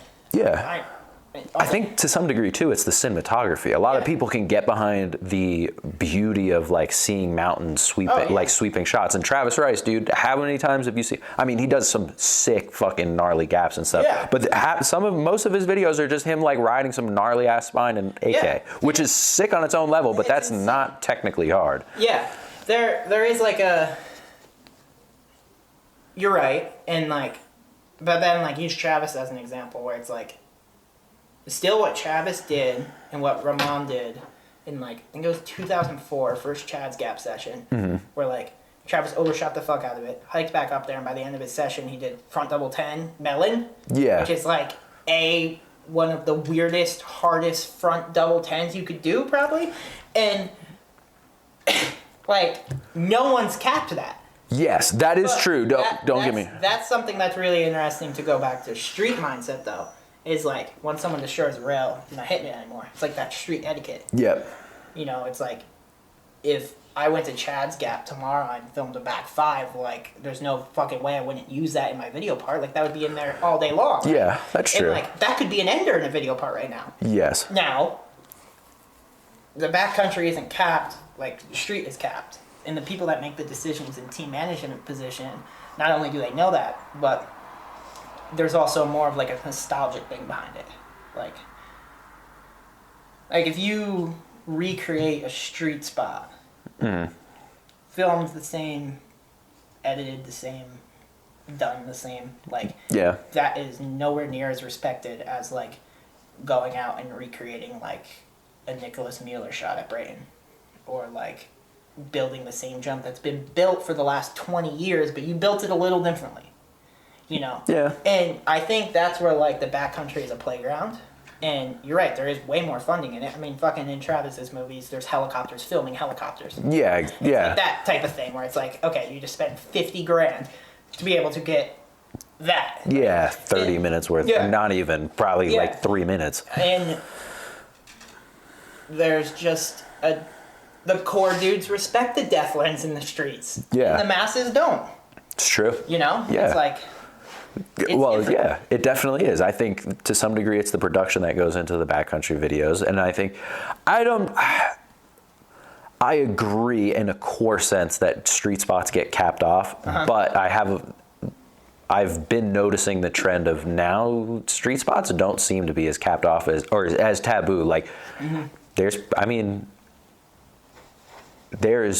definitely been overlap between tricks and trick spots and stuff in videos. I mean, shit, what, 2 years ago or something, there was like 3 videos that used the exact same song or something, or there was one that bit, right, and everyone was pissed off about that. Like, people have been rehashing stuff, and granted, I do believe that the Chad's Gap thing or stuff like that in backcountry doesn't really have a cap, or it's not as taboo as it is in street snowboarding. But I have realized that in modern times that that idea of capping off a spot has kind of lost itself. Yeah. And although as we push forward, I think we are starting to see a lot more spots get opened up as well, just because of new technology and shit, like winches coming in and bungees, and not only just because people at some point have to find new spots because shit gets blown out. Yeah. How many times can you see the red ledges trick, right? Like a trick down red ledges.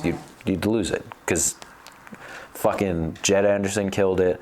Derek Levers killed it. Everybody in like history has killed that spot. So like, it's time to give that one up. Yeah.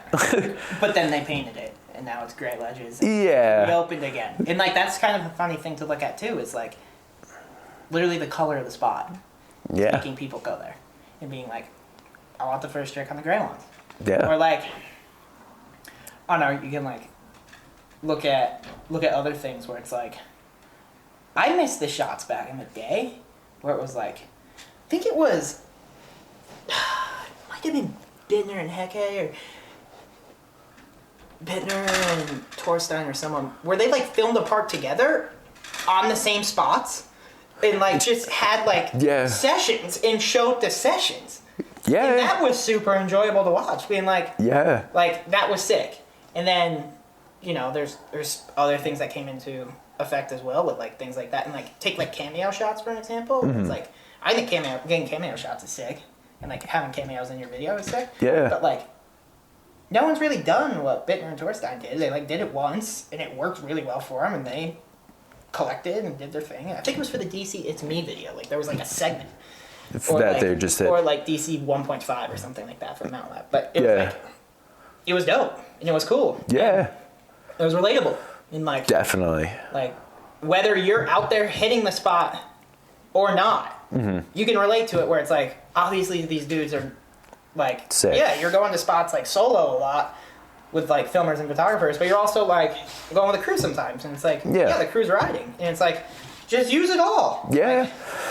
Like, and I don't know. I think that nostalgic level could come back in a cool way. I think as we push, it's definitely going to have to come back. I mean, there's going to be some new style of video, new trend that's going to come in, that's going to set the new mark for everything that we see going forward. But I definitely think, I mean, as spots become more and more blown out, as tricks get harder and harder, at some point, the relatability, I mean, well, the truth is, for 99% of the market, the people that are not like true core salt of the earth type fucking snowboarders, you definitely need to have relatable video content. That's why a dude like Scott Stevens, or like Jesse Burton or Chris Beresford, all those dudes, like the Think Tank movies, you look back and you're like, there's a lot of technically hard tricks in there, and there's a lot of stuff that you're just like, that's literally a rock. You're tail blocking a rock, and that's it. That's the whole shot, and that's sick. Yeah. And like that's why they had great success, because all those things were relatable. Yeah. If you were just like,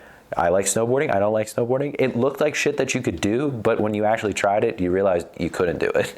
But like, nice. And it's like, I don't know, I learned something. Ron, back east. Yeah. He told me, like, younger, he was like, this isn't the NFL. Like, when it comes time for you, like, making money and having your career, be different. Yep. That, all right?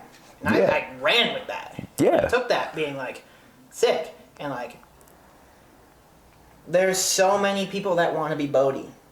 But Bodie's Bodie. Yeah. There's so many people that want to be like Beresford. But then there's the Beresford, like, style crew where it's like, you have the Scotts, you have the Greniers, you have the Burtners. And like, collectively, those guys are kind of all doing the same shit, but it's all done differently. Yes.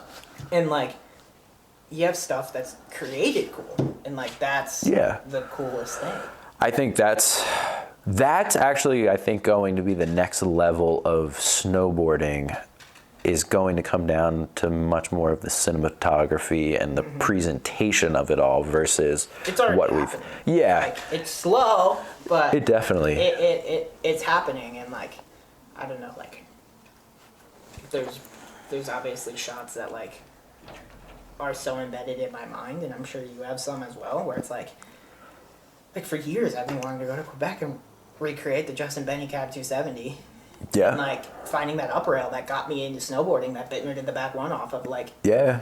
So much time has passed. I don't know how many people are going to, like, really connect. Yeah. Know? But it's, like, for me and for myself. Yeah. Like, that would mean so much. And, like, snowboarders just... Not all snowboarders have that mindset. It's, like, who can I impress? Yeah. Ultimately, it's, like... Watch out, fool. You're snowboarding for yourself first. Bittner played a huge role with you being in the whole DC program. But did you start off with like the regional rep out there, or did you like kind of get... There wasn't really like back then. It was kind of like just getting my foot in the ground. Gotcha. And I had like other things happening with other companies at the time. Okay. And who'd you start off with first? Burton. Sick. Burton was the initial like. Or not sick, kind of. It was sick back then, and we're going back like Burton Smalls era.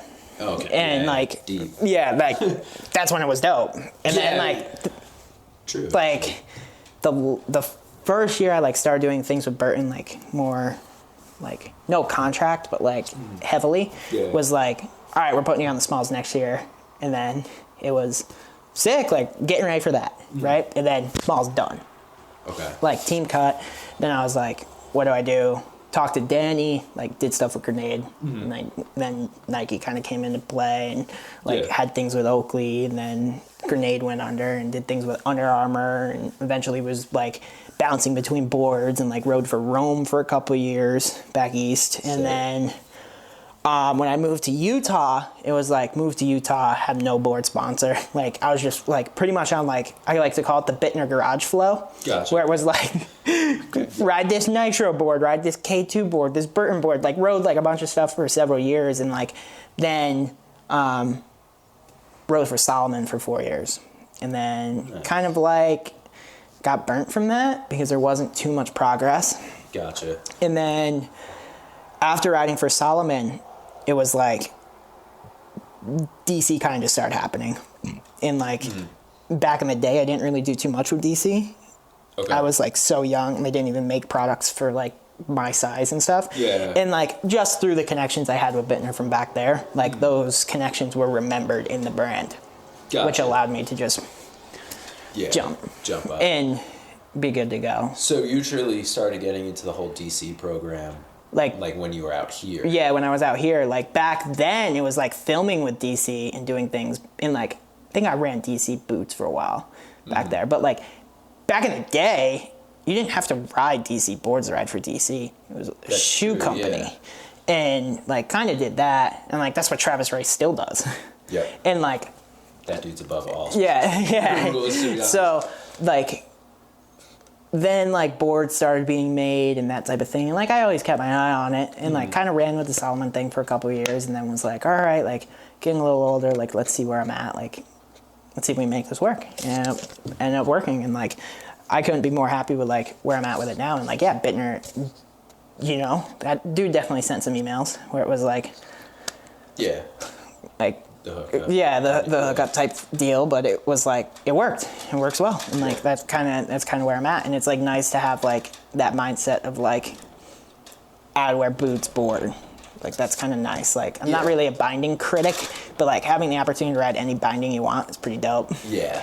And then, yeah, like that's always supporting Beresford over at Dang too. So just running the Dang stuff. But like that's kind of like how DC came into my life, was like it was introduced years ago, and then it was kind of like reintroduced somewhat recently. The opportunity kind of arose, and had to hop on. And like, yeah, of course. I mean, DC's too cool of a company to not take that opportunity. Well, I really like to hear that, because that's like, there's people like our background being from the East Coast, like DC sick. DC's a staple. Yeah. And like out here it's a little different, but I like to bring it here and be like, no, this shit's dope. Nah, I mean, and like even with skating too, it's like it's pretty funny to see like when people like will hit me up being like, yo, what shoes are you in? Yeah. And it's like, oh, I'm skating in like the reissued DC Lynx or something, and like, you know that Josh Kalis frontside flip photo where like the Lynx wasn't his pro model shoe, but it was like his first DC ad? Yeah. That one? Yeah, like I'll send that photo to people and be like, it's this shoe. And like next thing you know, you see some fool skating and it's like, dude, you can't be wearing like skinny jeans with DC Lynx shoe. Dude, and it's like the mindset is so different, and it's just like, holy shit, these people don't know. And like that kind of converts to the snow world too, where it's like, dudes just don't know the impact that DC had on snow back in the day, as well as current time. Yeah. And like that's kind of like the story behind like DC. I feel like to some degree, DC and Vans and Volcom, all those brands are very core brands that happen to have now gotten the money of a corporate brand. They also just have a really good business model. Yeah, that's true too. And I mean, like, that is true, right? Yeah. Vans doesn't become Vans, Volcom doesn't become Volcom, or DC doesn't become DC without good fucking smarts when it comes to business and stuff. And like, it's key, and it's sad to see that some people are like, oh, well, DC's kooky, or like... It is sad. And it's like, why? It's like, a staple. The boards are made at the same factory that Capita boards are made at. So like, it's perfect, dude. It's... How? It's like...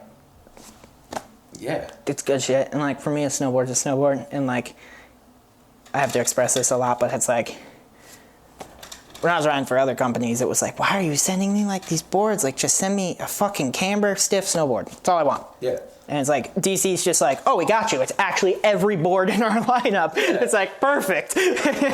Easy. Yeah. And like, that's the sickest thing. Like, way back in the day with Burton, it was like, God, what did they have me on? Custom graphic with Custom X Flex, like a men's Custom X Flex with like just a custom smalls graphic. And like, that's what everyone rode. Yeah. And then like, they made us hop on that Flying V technology when that like got reintroduced to Burton's line, and it was like, whoa, like none of us could ride. No. It was just like... Going from full camber to that is super soft and squirrely. Yeah, sure. And it's like, I like talk to certain people a lot about it too, where it's like reverse camber really affected people's careers. Like financially. Like heavy. And like, how do you say that? Like, specifically talking about like, let's say Bittner for an example, or like other people with DC or dudes on K2 and Burton and stuff back then, is when that Skate Banana board came out. Yeah. Next thing you know, the Skate Banana sales were so out of this world that I've heard that it made other companies be like, we need to start making like reverse camber boards. And like, Bittner was one of the dudes picked with DC being like, your pro model's now reversed. And like, and he was like, hell no. And like, and it just like really affected royalties for him and like that type of thing, you know? So that was like a big impact. And like, I still think companies are recovering from it. Yeah. Like, yeah, I think like so. On a serious note, like, it changed the game. And it didn't change the game for anyone who knows how to ride. Yeah. It changed the game for the people that are getting into snowboarding and they're like, oh, this is new tech, let's buy it. Yeah. You know, and yeah, that's that. But it's cool to like be with a brand that's like, yeah, we make camber snowboards. Yeah, and that's it. Like, that's the sickest thing ever. Like, I think DC has a couple boards that are flat in the lineup. That's fine. Yeah. And then, like, there's a couple PAL boards that, like, have a more spoon nose. But it's, like, that's standard, you know? You're, like... Yeah, there is no board that looks like a fucking wave, you know?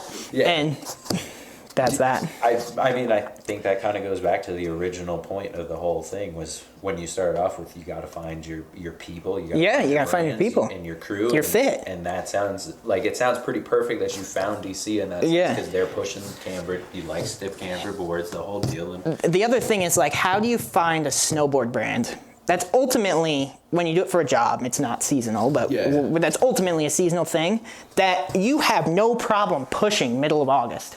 Like for Solomon, for me, it was like kind of tough. Like, what summer product do, like, I don't run. Yep. I like don't wake up in the middle of August and be like, I'm going trail running and want to be rocking some Solomon shoes, you know? It's like, but I do skate. And like, not gonna lie, going to the bars at midnight and you're running like Philadelphia O2 style kit, people start talking. And like, especially out here, because it's like, I stick out like a fucking sore thumb. It's like rings, chains, fucking baggy cargo pants and shit, and like DC shoes. And like, my whole life, when it came to skating, was like, you build your fit based on your shoes. Yeah. My whole life. And like, I've like had to break the ice with like so many people being like, especially in New York, where it's like, dude, you're skating in like a Prada fleece. Like, we have like Airwalk shoes on or something, you know, like that, when that trend was happening. I don't know if you remember that one, but like, just give me a fucking wife beater and some DC Lynx or Kalis or Stevie shoes, you know, and like I'm almost more hyped to talk about like the lifestyle fit for DC than I am like their boards, you know, and like that is what really made it be like, all right, this is my fit. These are like the people I want to hang with, because it's like, I want to know the knowledge about every single one of their products, from like footwear to outerwear to boards and everything. And like hearing it from a rider, when a rider is selling someone on it, it's much more meaningful than like a rep selling you on it. And like, that's no disrespect to the reps. They work their asses off. Yeah. But like, they have that. They're salesmen. They're salesmen, right? Yeah. And it's like, you're talking to a kid, or like, I get DMs all the time like, yo, thinking about getting a new board, what should I get? And it's like, what do you like to ride? Yeah. Like, all right, here's an all-terrain vehicle that DC makes for you, you know? And like, that's not plugging DC. That's just me being like, hey, this is what I truly think is one of the best boards on the market. Yeah. And it's cheaper than this and that and that and that. Give it a shot. Yeah. And like, I mean, truth is, it is you plug in DC. But it like, is, but it's like your job. It is, but it's like it's true though too. But like when I was riding for other brands, and I won't say the names of them, but like when I was riding for other brands, it was like sometimes you felt bad being like, you got to get on this. Yeah, I know what you mean. In like with DC, it's like, why would I feel bad? Like, I love their shit.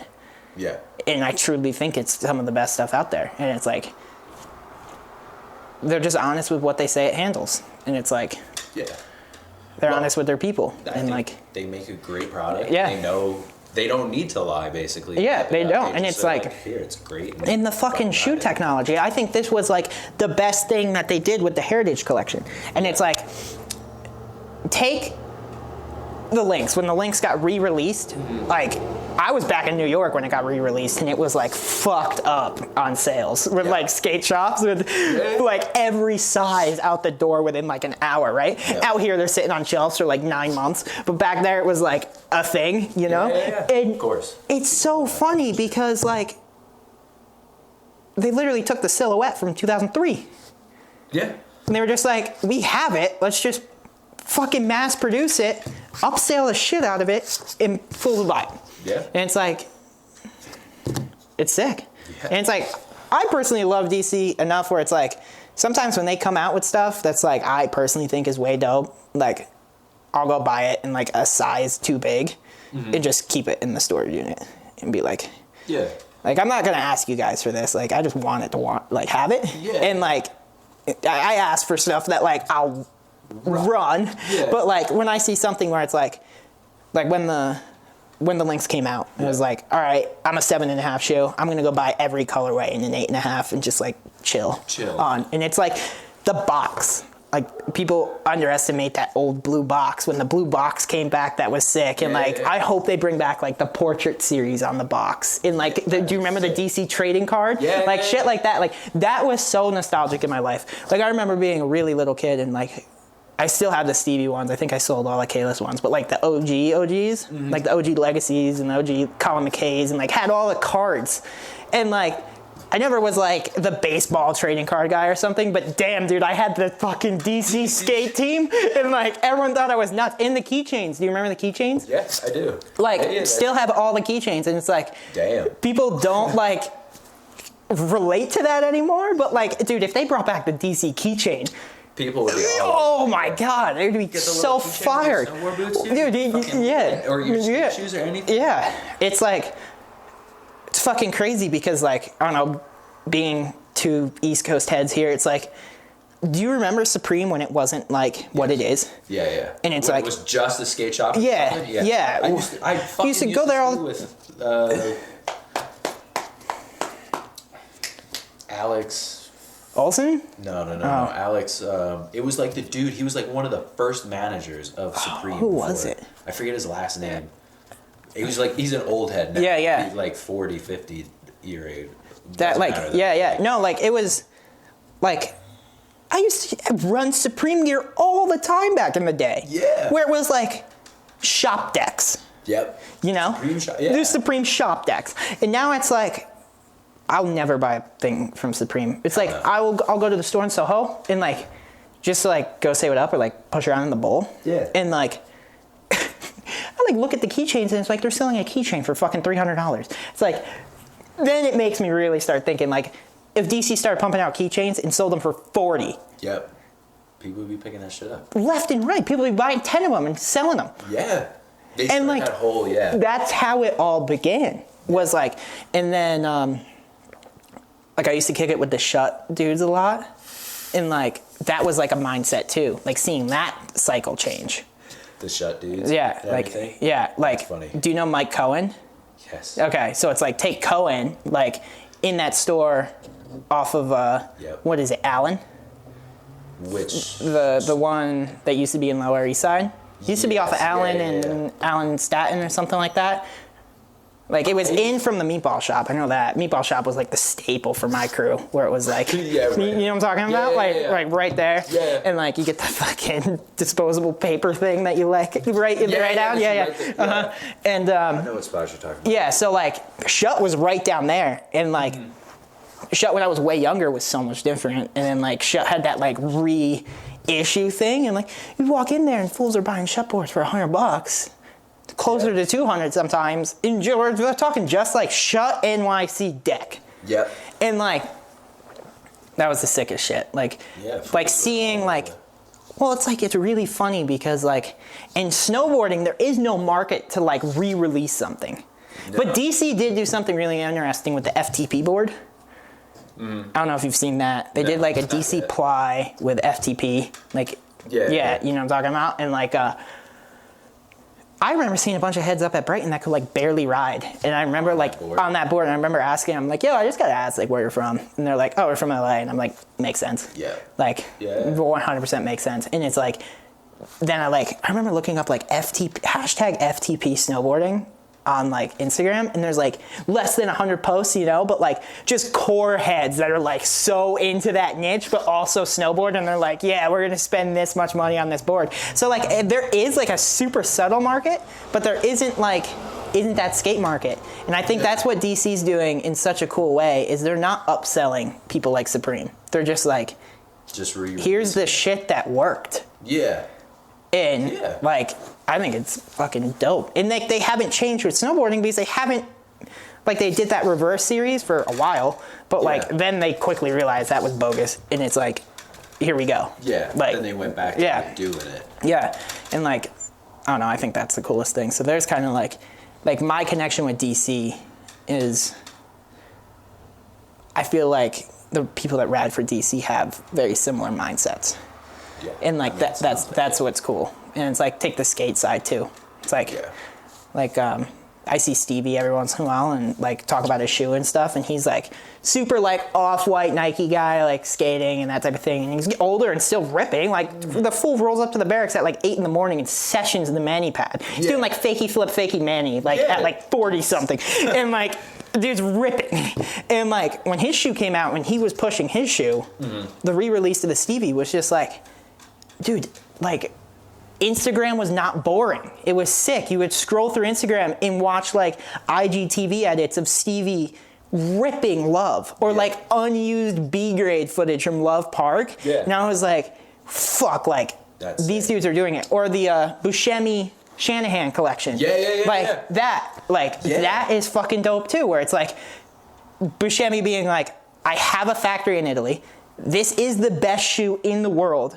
Let's fucking do it with Italian handmade products. Yeah. Like, fucking dope. Dude, and like, it's sick to be. Yeah, they like, DC's been on top of their marketing game. They've re-released things. They've been doing. It's fucked how good it is right now. Yeah, it really is. I think people who appreciate it definitely realize how good it really is going. Like the Lynx was an amazing thing. It definitely sold out at skate shops.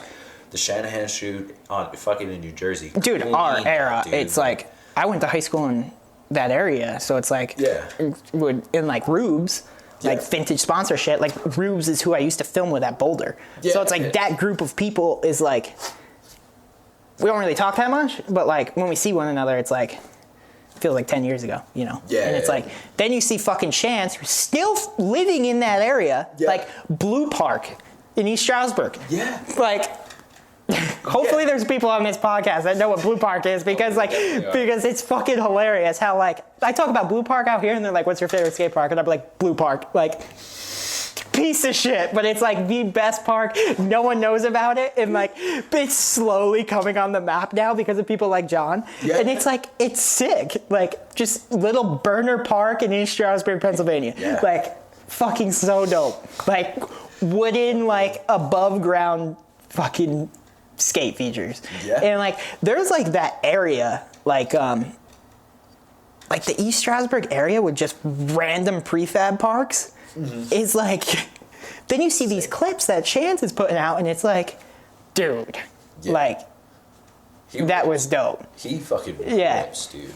And we did, me and my homies, way back in the day. This is like high school, not going to school, jumping trains type thing.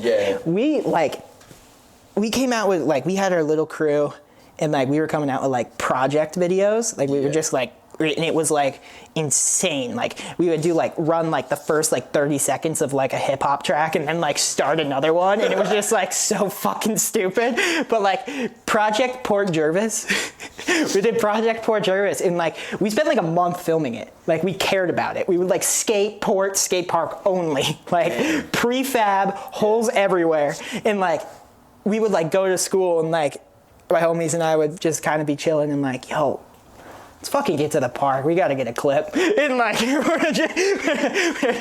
we're just like, dude, it was like a production crew. And it was like, all of us had HVXs. And it was like, a couple of us had Death lenses, a couple VX eras. And it was like, we're filming Project Port Jervis. And like, that kind of blew up in like the funniest fucking way, because it was like, the whole mindset was like, this is us for fun. And like, we initially put it out private, like just for the homies to see, like in school. And like, I remember there was this one history teacher that I had, and it was like all the skate homies wanted this dude because he didn't give a fuck. He like let us skip class and like didn't give us homework, and like would be hyped when we like didn't do homework, but would like show him a clip at Port. That's sick. And like it was my homies Destin Perry and Justin Riley.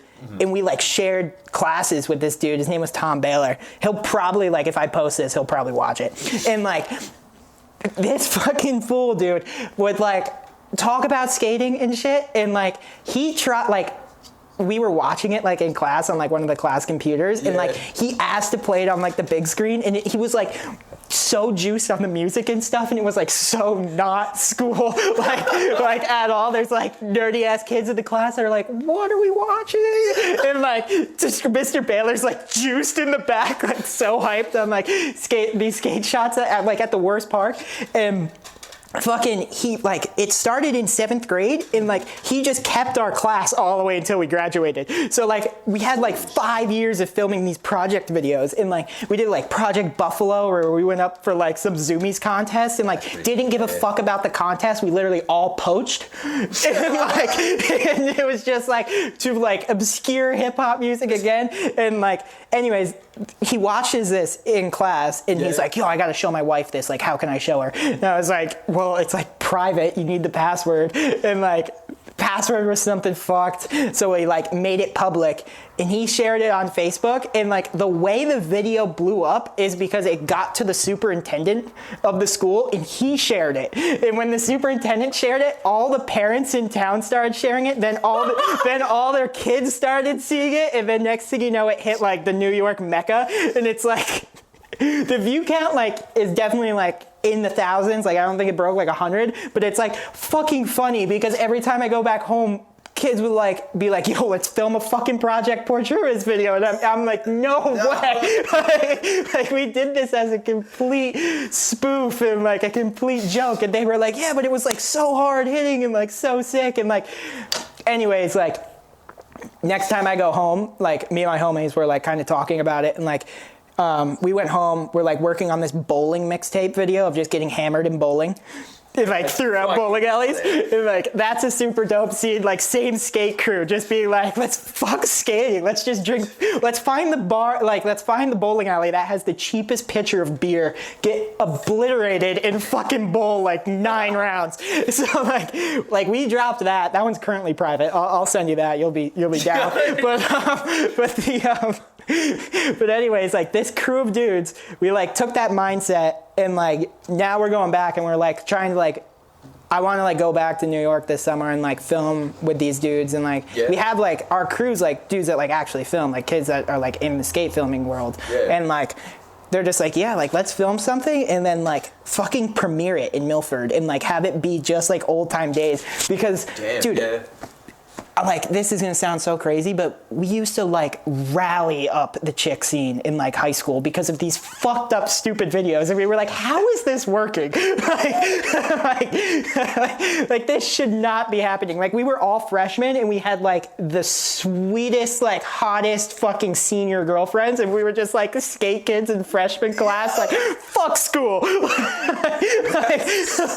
We're gonna go skate. And like we had like that's how it was, and like it was fucking hilarious. And like that mindset that I have with that has like so much came back to like who your real friends are, and like have fucking fun with whatever you're doing.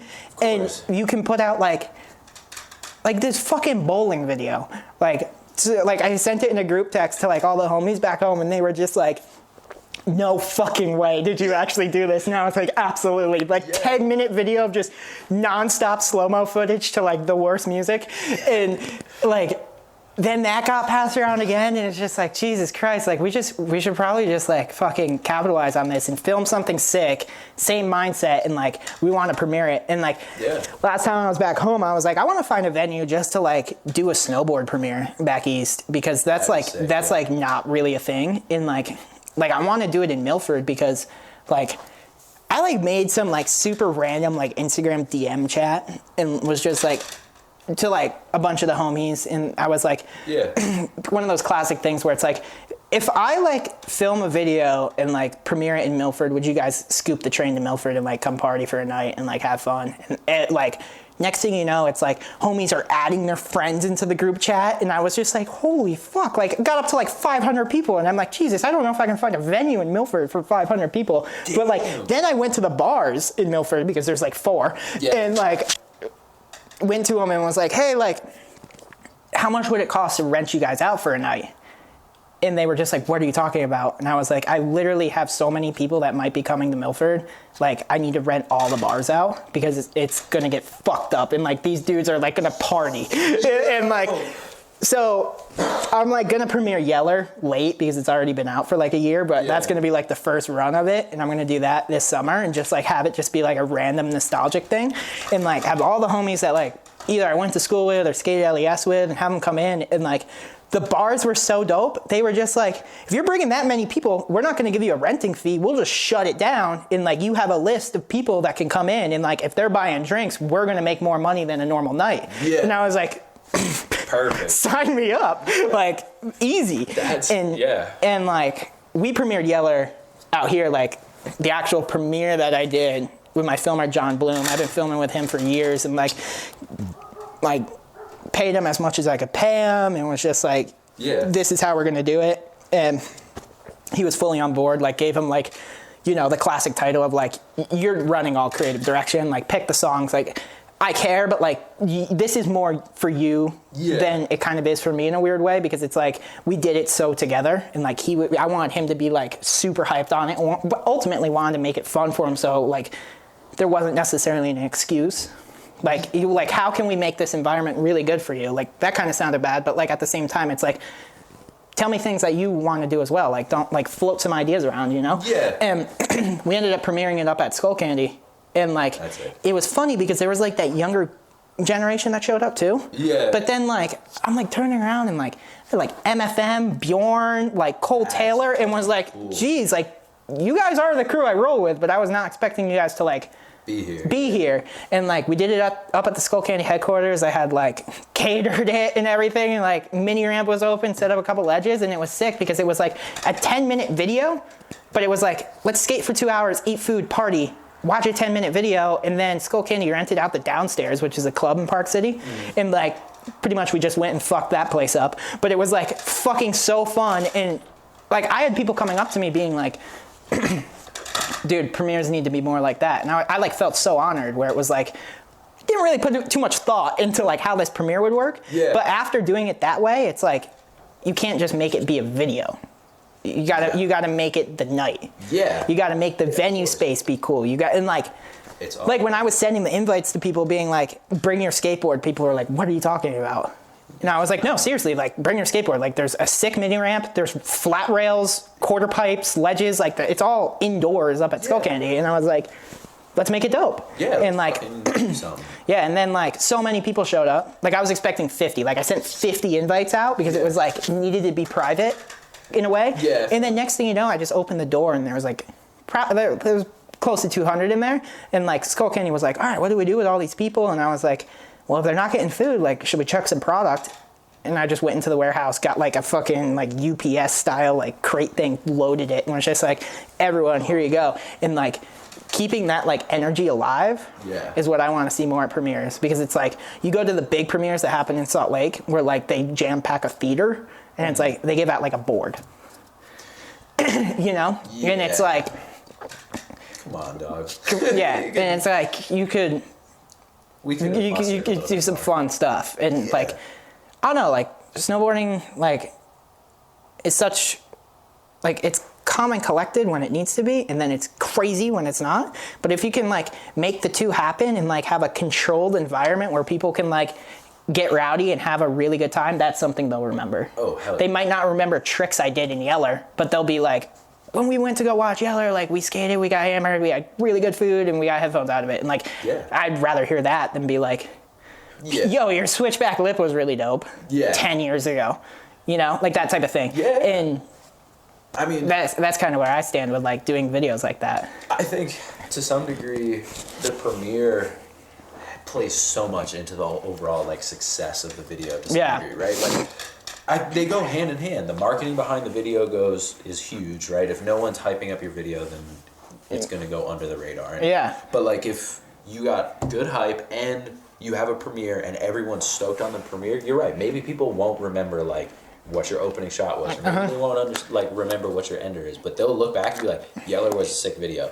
DC's sick. Fucking your meat company. Yeah, like Skull Candy's sick because they helped like throw this event, and I fucking got drunk as hell. And yeah, had a great time. Yeah, like once we played the video and everyone was like kind of calling Ubers and stuff, like I hopped on the mic. It had like so much criminelli, like probably like 50 pounds of meat. Yeah. And it was just like, everyone get to the mini ramp, like haul a meat challenge. First one to have the hardest slam gets all of this. And like fools would drop in and they're so hammered and they're trying like so many tech tricks and just dying left and right. And I'm like chucking a meat and I'm just like on the mic like such a dick, just like dying laughing, like kids slamming. And it was dope because like, yeah. The next thing you know, I wake up in the morning, it's like all these story posts, like, yo, I got this meat, got this, like, got these headphones, and it's like, I like, literally, like, thanked everyone that was involved with, like, helping that happen, because I don't know, I wanted, like, an evening, not a, like an old school premiere, like, when I was going to premieres when I was a kid. Yeah. You know, it's like, dude, there's, like, stories of me when I was, like, young, like, traveling, and, like, forget who was like involved with it. It might have been like the weird Nike grenade time frame. Yeah. But I think it was Danny actually. But yeah, like one of those random Buckman's autograph signing nightclub things. Like it was like the one time like my dad didn't go in with me, and like I couldn't get in, and like I remember being so bummed because everyone like was rushing in, like all like, you know, the athletes were running in, and I'm like, they're the dudes that are like kind of my guardians at this time. Yeah. And like someone came up and like wheeled a board bag up to me and was like, hop in. And like I hop in the board bag, zip me up in this thing, they walk right in, and like I remember the excuse being like, we're signing boards to give away. Just me in here. Like it wheeled in and was like, yes, like that type of mindset was like, you start to like, you learn like what it's about. And like if you learn from a younger age, like with anything in life, like that like adulthood thing is like so game changing. And it's like, it is really crazy because if you like want to talk about it with like Utah partying, dude, funniest fucking thing ever. Kids out here like don't have a sip of alcohol until they're 21 type deal. Yeah. Then they go out, they have zero clue what their limit is, and next thing you know, you're holding back all these chicks' hair from just fucking puking everywhere, right? And it's like, that just doesn't happen back home. It's like, you know where you're at. It's controlled and rowdy and fun. And like, that's what I learned. And coming out here, I realized like, it's so serious. And then it's like 100% the opposite of that at the same time. Yeah. And I don't know, it's super interesting, but I want to see like snowboarding go the route of like, I really want to see like that, a refab of like, maybe not like necessarily like a ton of new riders, but like I want to see those filmers that are like putting out dope shit like be on the map versus like having the 5 dudes out there that are doing the same thing every year, you know? And like get some fucking filming competition going. Get some like, that'd be pretty cool. You know what I mean? Like like have some more heat dropping every year versus like 10 videos come out at the end of the year. Fuck, it's probably more like 30 videos now where it's like 25 of them are the exact same and then 5 stand out, you know? And it's like, it's so different. I want to see those guys like come on the map with like ideas and like doing like shit. Some new stuff. Yeah. Like bringing a whole new style. Yeah. I think that'd be sick to see. I think I'd like to see too I'd like to see some of the culture and like the life of some of the older videos come back into the exactly. Videos. It's like the trip vibes and stuff like we've been talking about, kind of just like bringing the life of the team and putting that on a video would be sick versus just like, wow, that's a really sick part. That's a really sick part. Make a full project. Don't make a bunch of individual parts that you just slap together. Yeah, I would also like to one up what you just said. I would like to see like the production value come back where it's like, have someone like Mac Dog where it's like, yes, you're in a Mac Dog movie and you ride for DC and you have to do your DC trips, but ultimately your team is Mac Dog. Yeah. Or like, you know what I mean? And like that's the crew. And like, there's crews that are doing that, but like Absinthe, I feel like is trying really hard to keep that nostalgic value behind it, but it's like if you go back and watch like the Mac Dog videos or the Kingpin or like that type of thing, like with Kingpin and like Whitey skits, Yeah. And like everything was standard and like things like that. Like, dude, I don't know. Like it was so sick. And then you can go back to like when Salt Lake had that really interesting time years ago where it was like finger on the trigger movies. Yep. And like there was that crew and then there was like the Hesh crew. Yep. And then things started merging and getting a little weird. And like then all of a sudden it was like, I think it was 2006, Follow Me Around. That was like the staple for me where it was just like, fuck, like these dudes are putting it all together and doing it. And it's like, yeah, it was dope. And there was like that, I think both Jeremy Joneses were in that movie, which was really dope. And then they had like a full Argentina like trip montage. interesting. And like, I thought that was so sick. Like halfway through the movie, it was like, Rail Jeremy Jones, I think, was the one talking, but he was like, yeah, we like pinned it down to Argentina, like this type of thing. And like that voiceover and that mindset immediately gets you like rekindled in where it's like, all right, let's do it. It's and like sick. People that don't snowboard and don't understand like filmmaking may not understand that, but it's like catching a viewer's attention is like hands down the most difficult thing. Yes. It's like, you can say filming a trick is difficult, but like trying to create a project where you get an entire mass to actually view it on hope is super hard. And I don't know, Mac Dog killed it for years, Standard killed it for years, Kingpin killed it for years, Absinthe has been killing it for what, 25 years, 30 years? It's like nonstop. Yeah, it's like it keeps rolling. And I don't know, it's cool. I think to some degree, a lot of those videos had the same crews time over though, right? Yeah, they did. I think unfortunately now we're seeing, I think Absinthe is a little bit different. They're definitely like the one brand that I think that's holding on. And Videograss to some degree what Videograss is doing. Well, it's like when Meyer came out with that video at Dirtbag Dan's premiere Sicky here, Meyer just had like a 10-minute cut of like Jed footage and that, and like people knew what was up in Salt Lake. Yeah. You know, and like, fuck, is VG like coming back type deal? And like, that was like back in the day, like VG1, dude. Yep. VG1, going back to Bittner. Like VG1, that front 270 he did for his opener when he like played like the Rastafarian music like through the mic of the VX or the HVX to like start it. And like, he just like, I talk to him about it all the time. That was just like a random montage ripped song off YouTube. And it was just like, so much different than what Aaron's done in the past. And then VG1 came out and it was like that same like hood, authority, like hands by the side style. Yeah. With something a little different, and like it reopened another door. And like that people aren't looking at it the same, I don't think, anymore. Like like how like people are thinking flow start to finish versus flow open to end or per part, if that makes sense. And then there needs to be those the cuts in between the parts. And I think that's what VG's always killed it with, Mac Dog killed it with, Absinthe is still like killing it with. And like it's just different today where like if you're filming a movie, film a movie. If you're filming a short film, make it known as a short film. And like I think Adidas has killed it with what they did with short films where it was like 3 a.m. in Blender and that type of thing. Yeah. But their mindset going into that couldn't have been let's movie, you know? And the short film scene has been really cool, but I agree with what you're saying.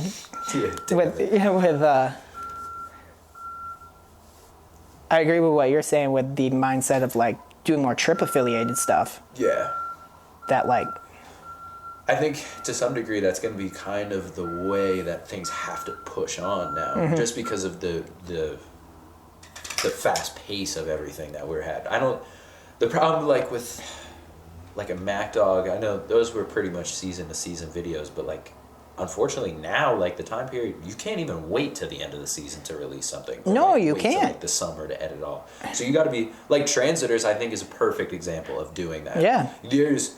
I think there's also a way to make both at the same time. Like you can do trip videos and then you can know like, all right, these, you know, maybe 10 tricks from this video, I'm going to keep them for a different video, like a harder hitting movie. Well, and then I'll have like a bunch that also go into this video. That's what Bittner did, and he killed it his first year with Mac Dog, because it was like he would go out, film obviously an insane part with Mac Dog. Yeah. And then all of his B grade stuff going to the FODT movie.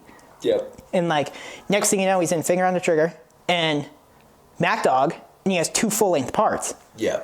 And it's like, yeah. Was he meaning to film 2 parts? No. But he got it done. And it's like, a couple of my homies in the skate scene, it's like completely different, where it's like, yo, I got a month to film this Nike part, and then I got to work on my Spitfire part, and then I got this going on too. Yeah. And it's like, that just doesn't happen with snowboarding. No, and it doesn't. It would be so sick if it did, with more of that travel vibe, but still hit just as hard as a part. Yeah. Where it's like, I don't know, like I really like certain, like what brands in the skate world are doing, where it's like, we're going to this destination and we're filming a short film. Yep. And then we're going to this destination, we're filming a short film. And then if you watch, at the end of the year, all those dudes have their own parts. Yep. And like, that would be sick.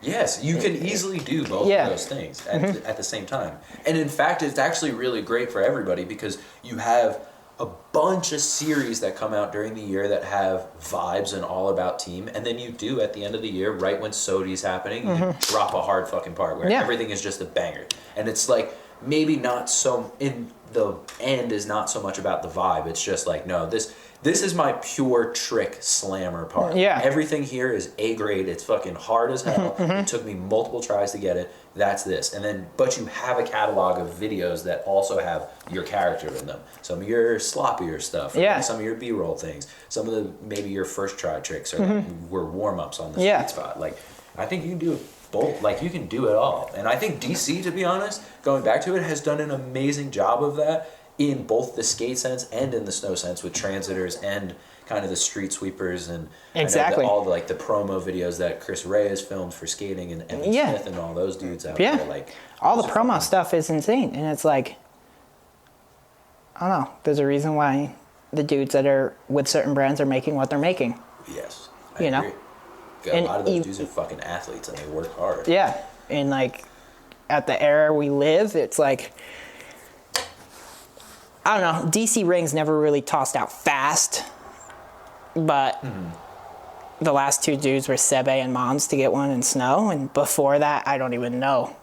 And like, you know, and it's like, when you got that back in the day, that was like, that meant fucking something. It's the Super Bowl ring, baby. Yeah, it's like no other company does it. No. Only DGK started doing it, right, with their rings? Like, yeah, but that's like, that's not like, yeah, no, I know. Like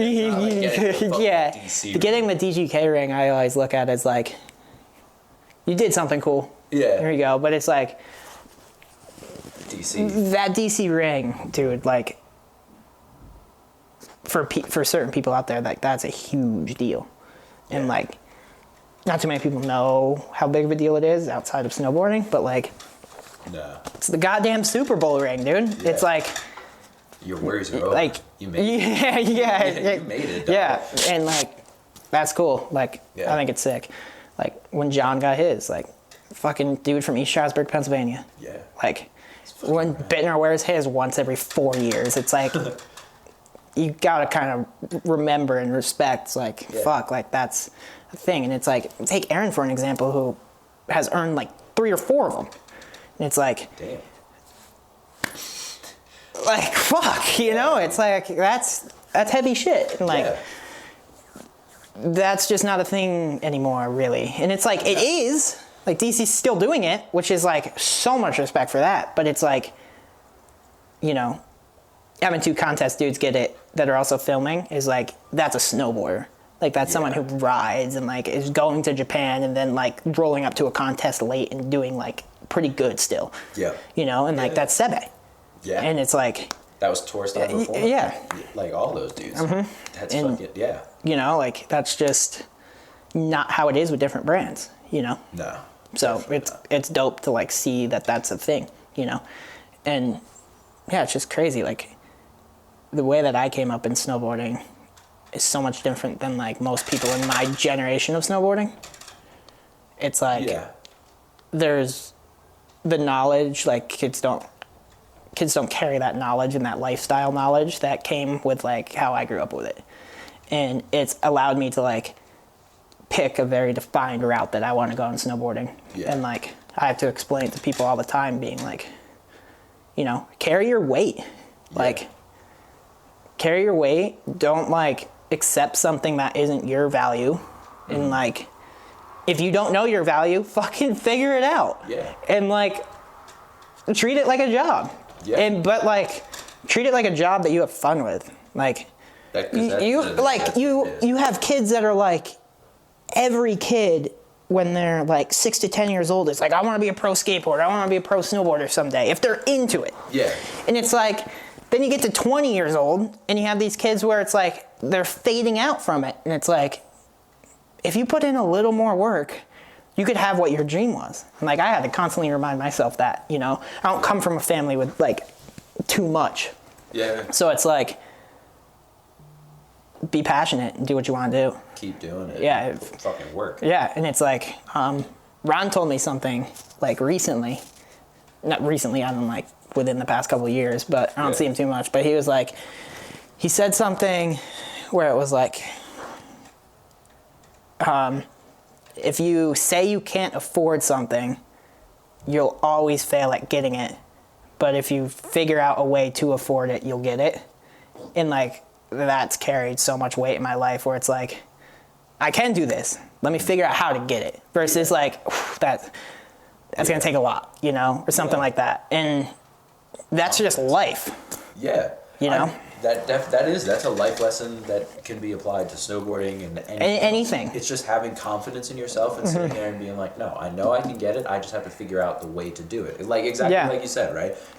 I just have to figure out how to jump the obstacles to get to that. Not, the obstacles are too stacked up high against me. I'm never going to be able to do it. Yeah. So like, have confidence, keep pushing, keep fucking doing it. 100%. It's kind of interesting though, bring it all the way back around. It definitely, I'd have to say, sorry, actually, to go back. I definitely see though how you speak with a lot of wisdom that I think is past someone of your age, for sure, because of the experiences that you've had in the industry at such a young age. Yeah. Not a lot of people have had the opportunity to hang out with someone like Danny Cass. Yeah. And like be involved with that stuff and do those premieres at Buckman. Like even the fact that you were getting snuck in at 13 is sick. And that's an opportunity a lot of people don't get. Exactly. There's probably pro riders that don't have that opportunity or never really had that education growing up. Exactly. They just kind of were good and they turned around at 21 and were like, fuck, somehow I made it on the team and here I am. Yeah, yeah. Like, and, you know, I think there's a line that Jeff Grosso, who skateboards. Yeah, for sure. He always talks about there are people that skateboard and there are people that are skateboarders. And there's pros that just skateboard. And then there's kids that are fucking just learning how to push that are skateboarders. Yeah. And that's like, you run to it when you have a time of crisis and that's your thing. And you definitely are a snowboarder and you seem like you're educated throughout with all that type of stuff. And I mean, the situations that you've been in definitely say that. And and it's allowed me to, you know, carry my weight. It's a really difficult time to like get a paycheck in this right now. And like, you know, it feels good to be able to say like, worked my ass off to, you know, be able to pay my bills. And like that, it's kind of cool when you have like that mutual respect with companies where it's like, no, we're going to work and we're going to get something dope, you know? And that kind of goes back to like the snowboarder thing where it's like, who are you snowboarding for?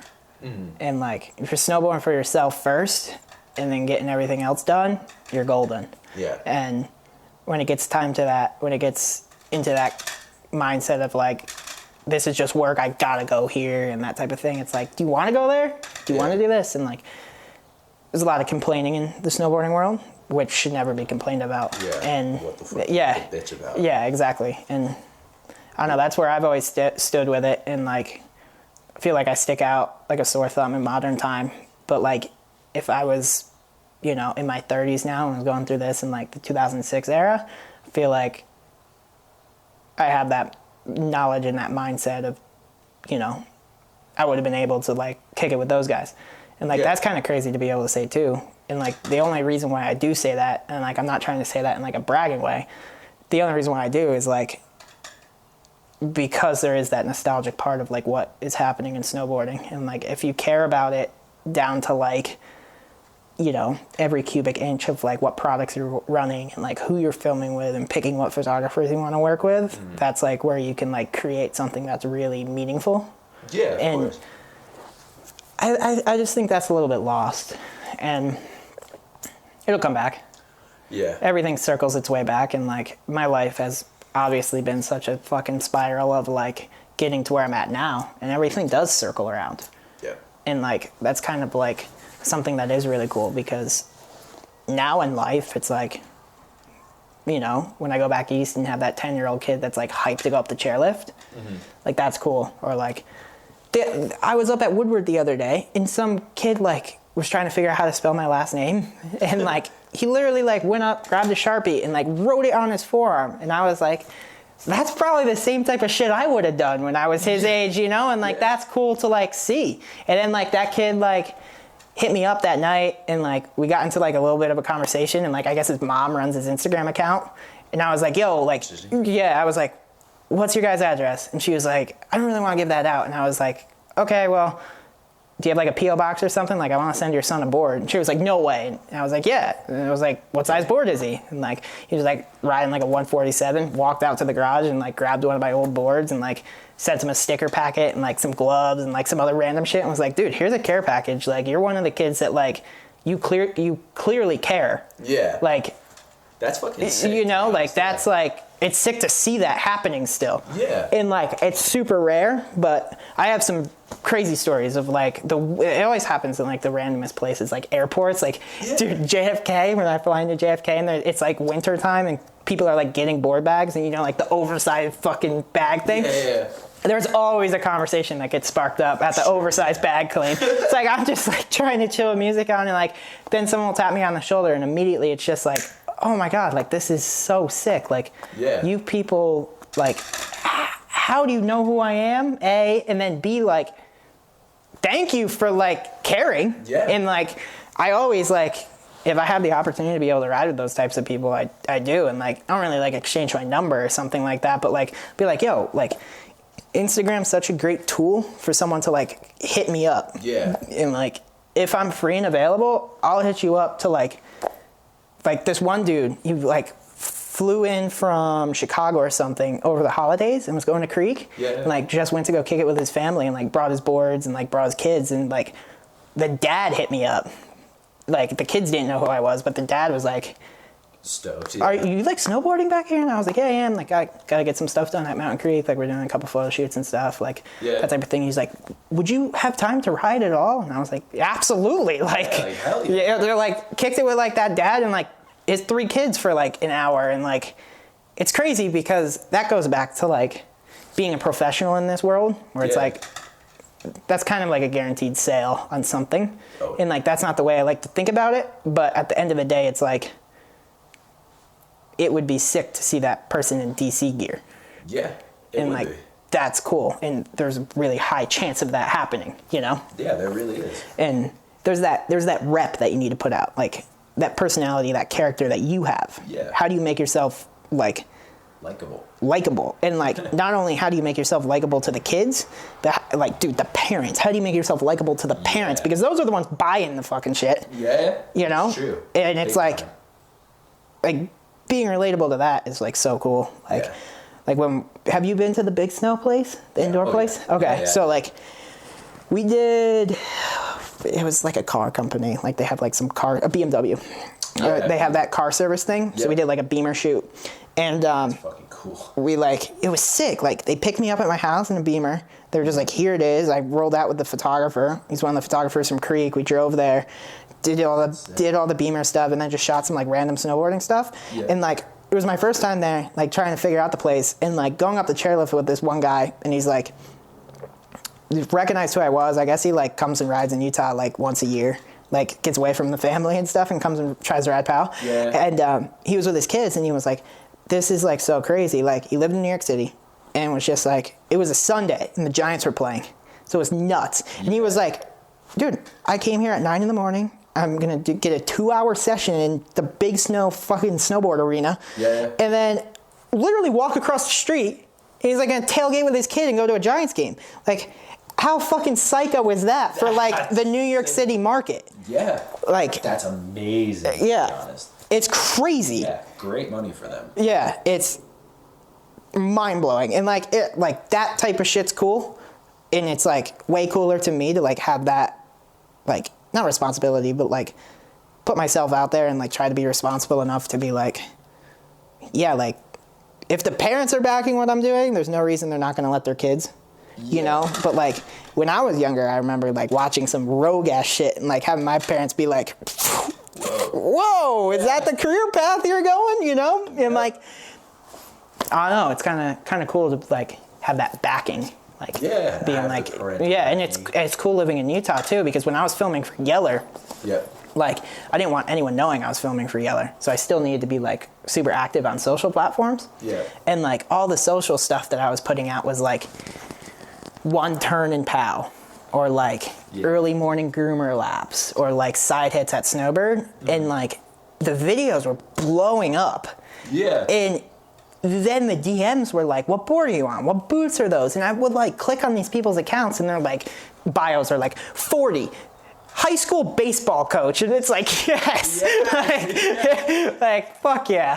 Like that's what I want to see. And like, it's cool to like have that. That's sick for multiple people. That's sick for the general bit of snowboarding, right? That like, you got snowboarding is getting more people. You're getting more people involved in snowboarding. The masses are growing. DC's happy at the end of the day because all these board brands at the end of the day are businesses. They need to sell shit to stay afloat. So DC's happy that people are buying stuff. And you're stoked because you get to fucking interact with people. And they're stoked because you're interacting with them. The other thing that's really sick that like low-key stokes me out a ton is like seeing some random ass Joe like riding like a brand new DC board, being like, that's really sick. Like, because that might not be the first board that person wanted to go get, but there had to be some sort of inspiration. And there's like a couple DC riders in Utah, and like it's cool to see like go up to Brighton, and it's like every year I've been riding for DC. Maybe it's just that I'm looking at it harder, but it's cool to see people like riding it, and it's also cool to like go start a conversation with them, like, yo, like I like that board too, man. Like, sick you're on it, you know? And like, ask anybody how they like what the inspiration is? No, never really asked people. I've had people come to me and be like, I bought a board because of like that cliff drop you did or something like that, which is always sick to hear. But like, I've never gone up to someone and be like, what was that inspo that you got that from? Like, I don't think I'll really do that, but it's kind of nice to like go up to someone like super low key and be like, just the simple one liner, be like, that board's sick. Like, I like that board too. And like, it's crazy because like there's been times where I say that up at Brighton, and then people will like figure out who I am and like look me up and then like send me a message being like, yo, thanks for calling me out today. I'm like, my board, that's sick, you noticed that or something. And it's like, that's a job part of it. Like, and it's super fun. And it's like just being social and like being nice and showing like your character and showing that like you are a professional in this industry. Because it's kind of an industry where like there's a lot of shit put out that's like super professional, and then there's a lot of stuff that's like not. And like my good friends are all the dudes that were in that professional category. Like the Bittners and the Arrows and the Tomays and the JP Tomiches and like that era. And like having all those dudes be collective mentors has really helped me a lot, because it's like you could just be chilling, like when Aaron and I are just chilling on the couch watching Netflix or something, and a conversation sparks up about like, how do you get this done? And like listening to his knowledge, which is like psycho out of this world knowledge. It's like, it's just like, damn, like I would have never thought of that, but like that makes sense. And like when it got to the point of like in my career of like needing to write proposals and like pitching stuff to companies and like getting that, you know, it's one thing for a company to come to you and be like, we want you for this. It's another thing for you to go to a company and be like, I need 10 grand to do this. Would you want to hop on? Like, how do you make that so professional and so business oriented that you can show that it's not helping one of their riders, but it's also helping the business? And like that, that's something that's really crucial in what I do, and like what everyone does in snowboarding. I mean, to be honest, that is your job. Yeah, that is basically trying to tell these people or help them figure out how them spending dollars on you is going to help especially them. when you're going to a brand that, how do I say this? Go into a brand of people that are snowboarders, but they're not understanding of like that caliber of like what needs to be put out and like how do you reach these people. That's like, it's a corporate brand versus something that's like, I don't know, that's snowboard owned, like locally owned and stuff like that. And there's pros and cons to that. Right? You have pros are definitely much more financing and kind of ability to do stuff. Yep. For sure, right? If you're riding for Joe Schmo's snowboard company, they're not sending you on a trip to Japan. No. But if you're riding for DC, pretty attainable. And like if you're at that level. Especially with like going to like companies like Creminelli, where like they actually come to me and like so much respect to that brand and all the people that are involved, because it's like they're a Utah-based brand, like their factory's down by the airport, and it's like they're Utah-based. We have mountains. They created like these snack tray things, and they were like, how can we get someone involved to help us with marketing, utilizing what Utah has to offer, as well as like getting people around the world involved, that this is kind of like an adult Lunchables. Like that's kind of what it is. And like when they come to me and they're like the first time they came to me after the Thailand trip, it was like, where do you want to go? And I was like, what do you mean? Like, they're like, sky's the limit. And I was like, all right. So like did this whole pitch deck for Switzerland, and like unfortunately certain things got canceled, which led to us not going, and the time we're in right now. But it was like, you know, there's going to be another one. Like we're already rewriting something where it's like, maybe let's go to South America or something. And like the budgets are huge. And they really care about like getting fine detailed marketing with using someone like what Bittner and I do. And like being like, this is who we are, this is what we do. And like, it's really fun and really cool to be able to go work with a company that has literally nothing to do with the board sports world. And be like, let's do it. You know, it's different with an energy drink, because energy drinks are paying to have their logo at events and paying for people to get bought into movies and that type of thing. Creminelli isn't doing that, but what they are doing that's really cool is giving you opportunities. I get a really good opportunity. I am able to secure a nice deal with them, and like it's great. And it's like, it's also cool to get into a brand that's starting fresh with something, and like being able to like not go to a different brand, but continue to work with them and be like, so this is where we started and this is where we're now at. And like, it's cool. And to be honest with you, the people that spend $30 on salami meats, it's like, it's a pretty high-end product when it comes to that field. And it's like,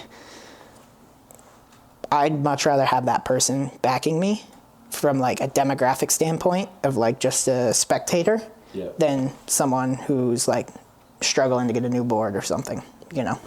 And it's like, not to be biased about money, but sometimes you gotta fucking put your foot down and be like, yeah, if like I'm doing this for work, I'm doing it for work.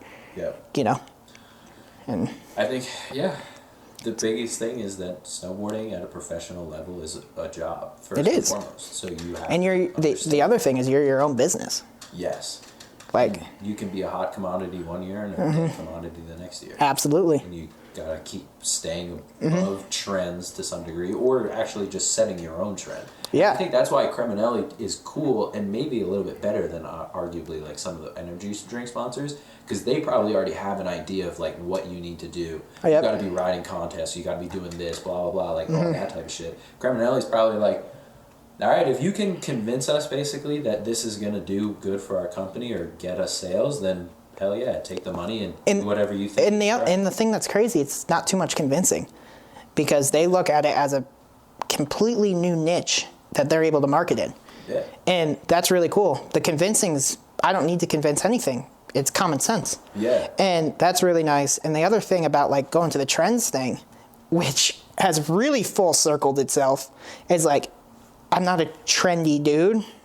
Like, lifestyle gear is like what made sense to me in fucking 6th grade, you know, and like that hasn't changed. Yeah. And like I haven't switched up my persona in life. And like, I don't know, being able to have that like baggy DC kit again is like really sick, because now it's weirdly like a trend. Yeah, it's coming back. And I just never left it. Yeah. If that makes any sense. No, so it's like, it's kind of full circle, because it's like the kid who didn't give a fuck and just ran without changing trend and being true to themselves is like, that true to themselves now is now trendy. And then you have all these questions from people where it's like, yo, like going back to the dude with the DC Lynx that was running skinny pants. Yeah. I remember seeing him being like, yo, homie, you gotta get some pants, dude. Straight up, pants. like that's like how it is, and it's like you look ridiculous. Like that's the type of shit where like blood would be drawn in New York. Yeah. Like literally, like if homie rolled up into the LAS with like fucking DC Lynx shoes on with like skinny jeans like cuffed, you're would have been like another one of those fucking like World Star like double set posts, like fucking such a notorious thing, like fucking crazy shit. Yeah, and I don't know, that's how it is. But it's cool to like have a conversation with someone that's back east, and like it's thank you for like involving me with this. Like it was cool to see that DM. Typically it's like, I don't know, these types of things I'm not really hesitant to do, but it's like which ones will benefit stuff. And like just having you say like East Coaster, it was dope because it was like there's immediately that connection. And like that's why I like it makes sense to do it, you know? And like it's like it's cool. Like dudes that snowboard back east, like I think fucking are snowboarders because there's what's there, you know?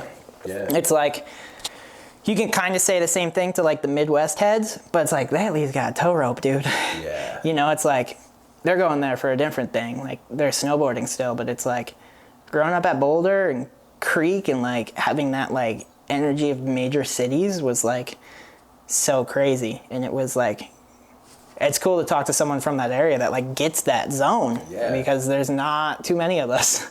It's like a really like small crew of dudes. It's like right now, like dudes that are kind of like up there and like being seen more globally is like Miles and myself and like maybe a collection of a few others, but it's like the East Coast heads, like I wouldn't even say I'm not even including Vermont. I'm just saying strictly like Mid-Atlantic. That Mid-Atlantic zone is like a crazy zone, and like it is. People that don't travel there and don't know what it's about don't understand, like, you know, we walk down the streets differently than people from Salt Lake and LA and stuff, you know, and like we hop on the chair differently with a different mindset, and like it's just simply because of like maybe what we saw and what we grew up with, you know, and like dude, the people out here don't understand that like you could legitimately get into a fist fight on the hill.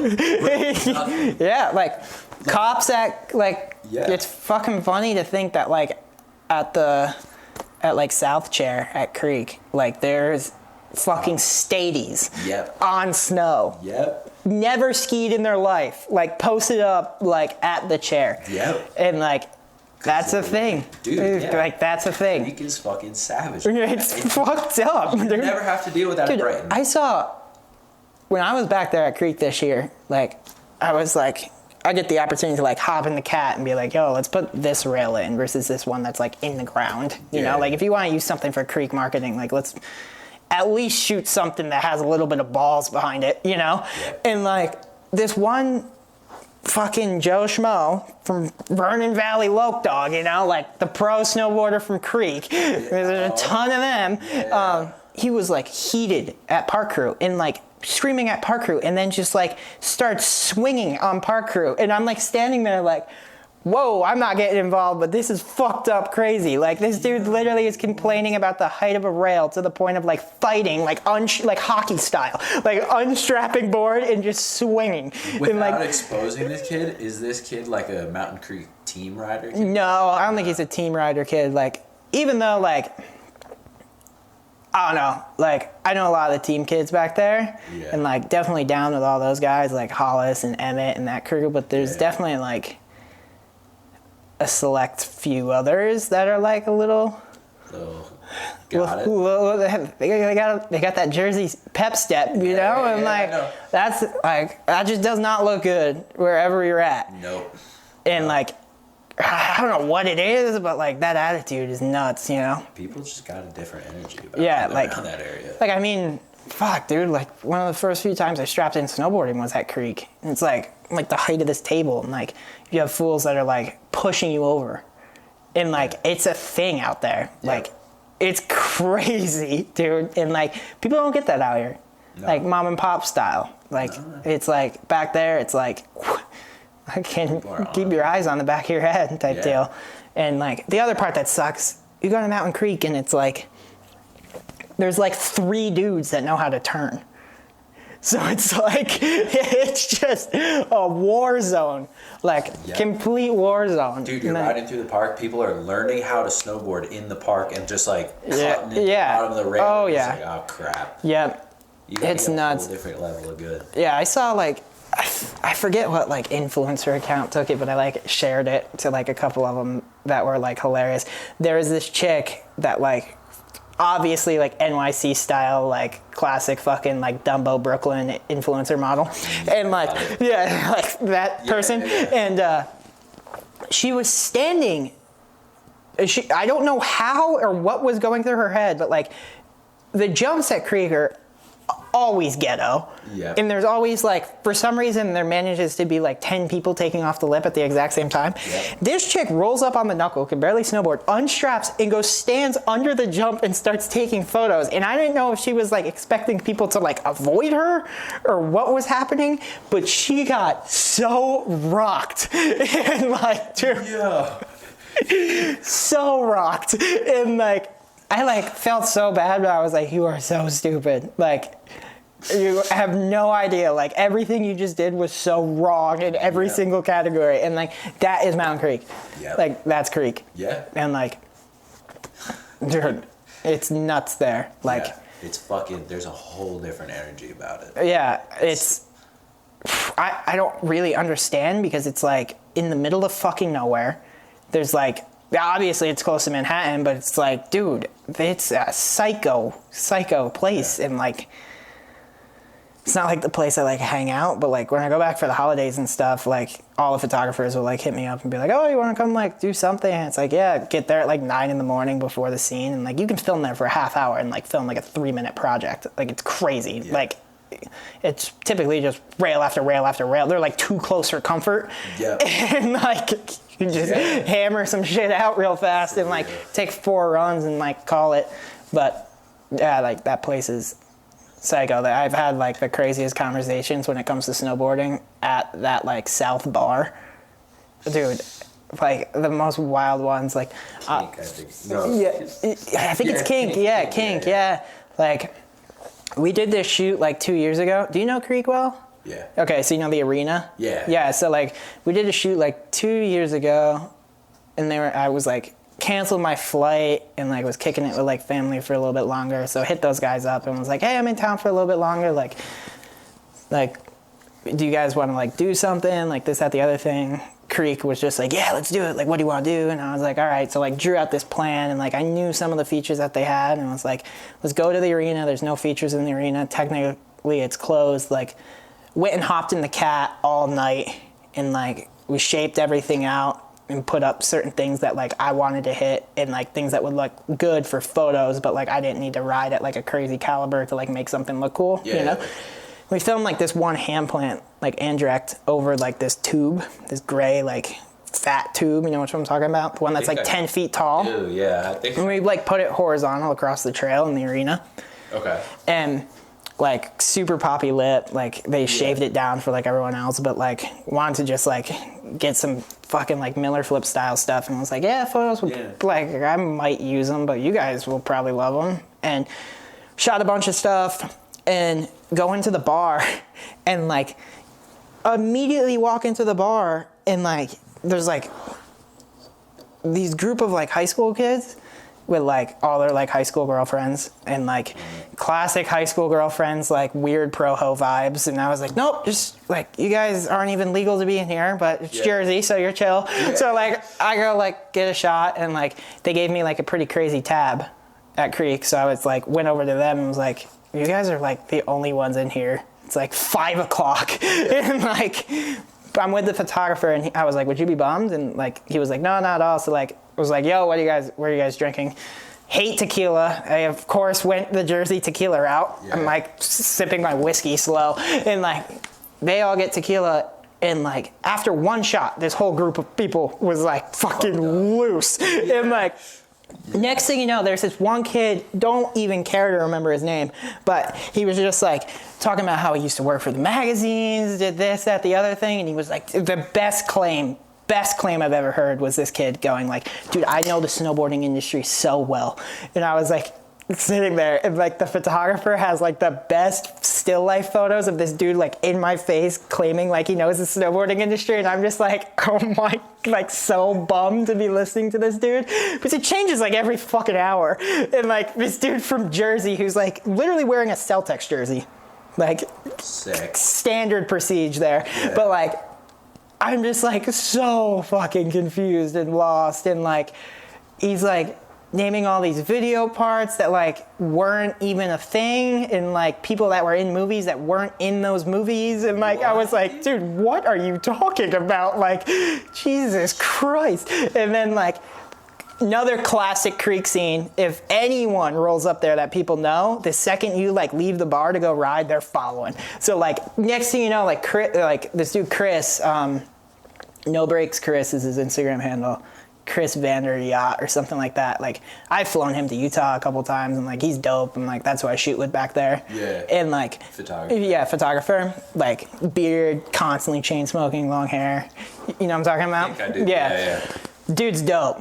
And like was rolling with him, and like we hop on the chair, and like 2 fools try to get on the chair with us, and like Chris just like fucking like high back kicks him, like throws his board out, and like we hop on the chair, and like these homies have no clue what just happened. Like they like thought it was an accident or something. Get to the top, try riding with us, and like Chris and I kind of like beeline it down to the arena, and we're at the arena, and like ski patrol's all there, like fucking cops are there making sure no one's like getting in. And like it's like a scene, and it's like right on the chair, so you have like fools so pissed going up the chair like screaming and stuff, and like these kids somehow managed to figure out where we went, no idea how, but like sneak into the arena, and like at this point like resorts like starting to close, like they weren't I don't even think they were open for night riding yet, and like it got to a point where I was just like fucking, I look at the dude and I was like, yo, industry head, get it.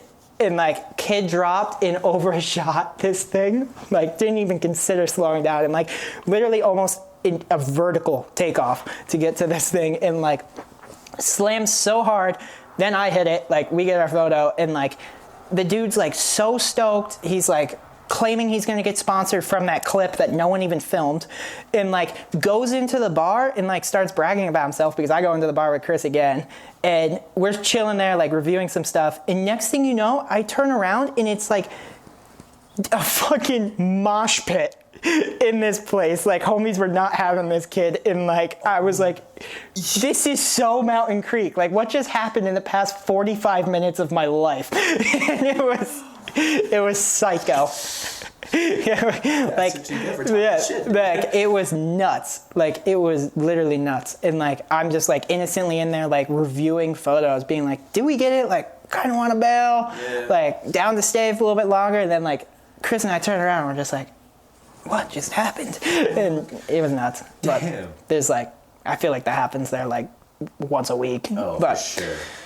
Dude, it was crazy that like growing up in that like there isn't even like a genre of like how to describe that. Like it's not like punk, it's not like modern hip hop, it's not like this, that, the other thing. It's just like it's Jersey. Like it's just like people getting rowdy. It's just Jersey. Like people fucking getting rowdy, just like, doing their own thing. Like people think the fucking MTV show is like a joke, and like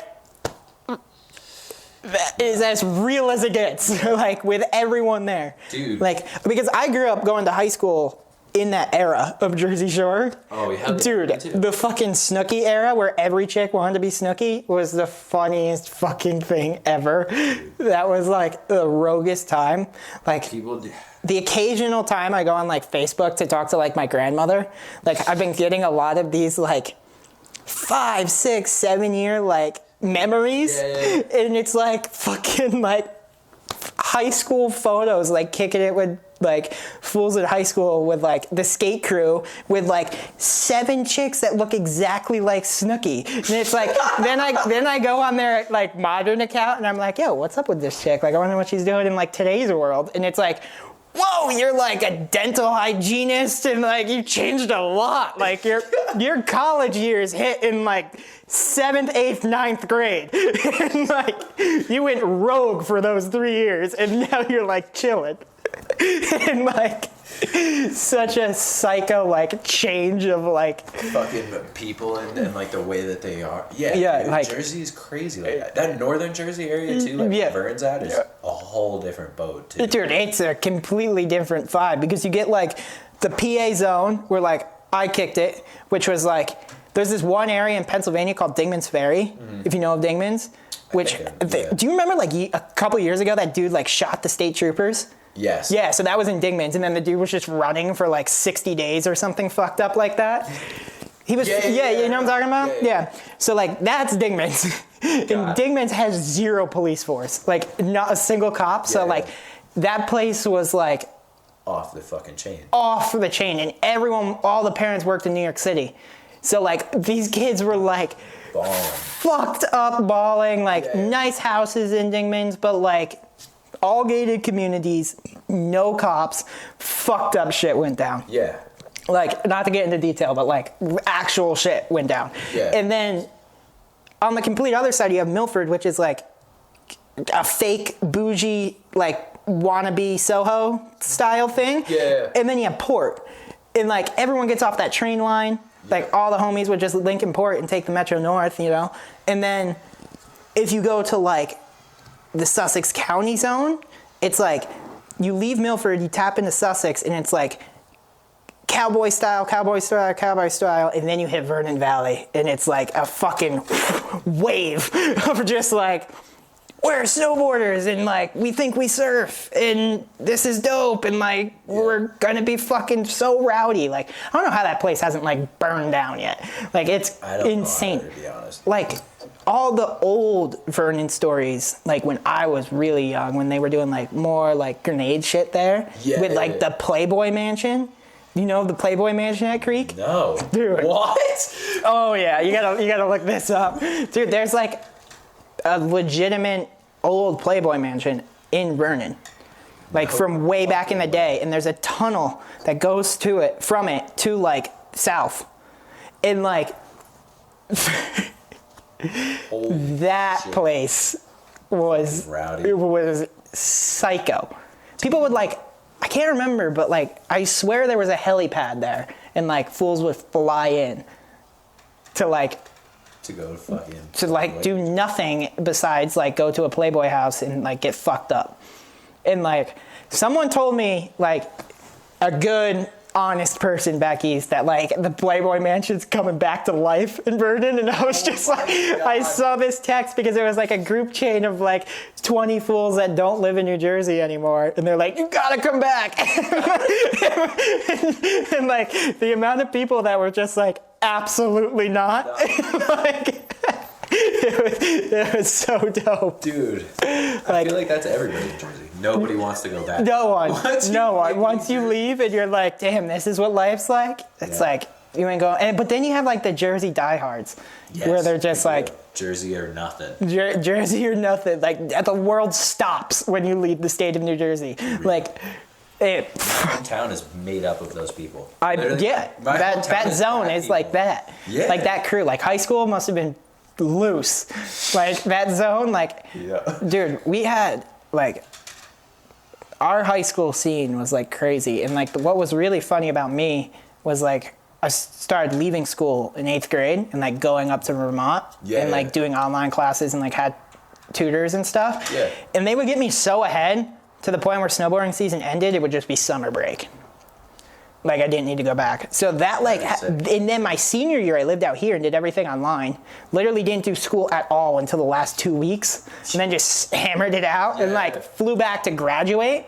And like I haven't seen these kids in like a healthy 3 years. Right? And I'm like, Delaware Valley was just like, you got to come back. Like, if you want your diploma, like, you got to walk. So, literally had to fly across the country for like 2 days. And like, I completely forgot like how psycho it was. Yeah. Because like, when I was doing online school, I would like rally back. And like, when I was back home, which was my summer, which was like their spring break pretty much. Yeah. There was like parties and stuff that were happening, and like I would obviously attend with some of my homies, and like they all happened in Dingman's because all these people were working. Yeah. And like I would see them like once a year, like at that house, you know, and like it was just like it never like literally like started in 7th grade all the way through to senior year, and then it was just like these people went to college, and some like kept the boat going, and some were like, I gotta chill. Yeah. And the chiller ones are like the super rogue ones when we were like so underage. Yeah. And it was just like such a funny time. So like that place is fucking. It's a hole. Like it's literally like a hole in the wall, psycho spot. Yeah.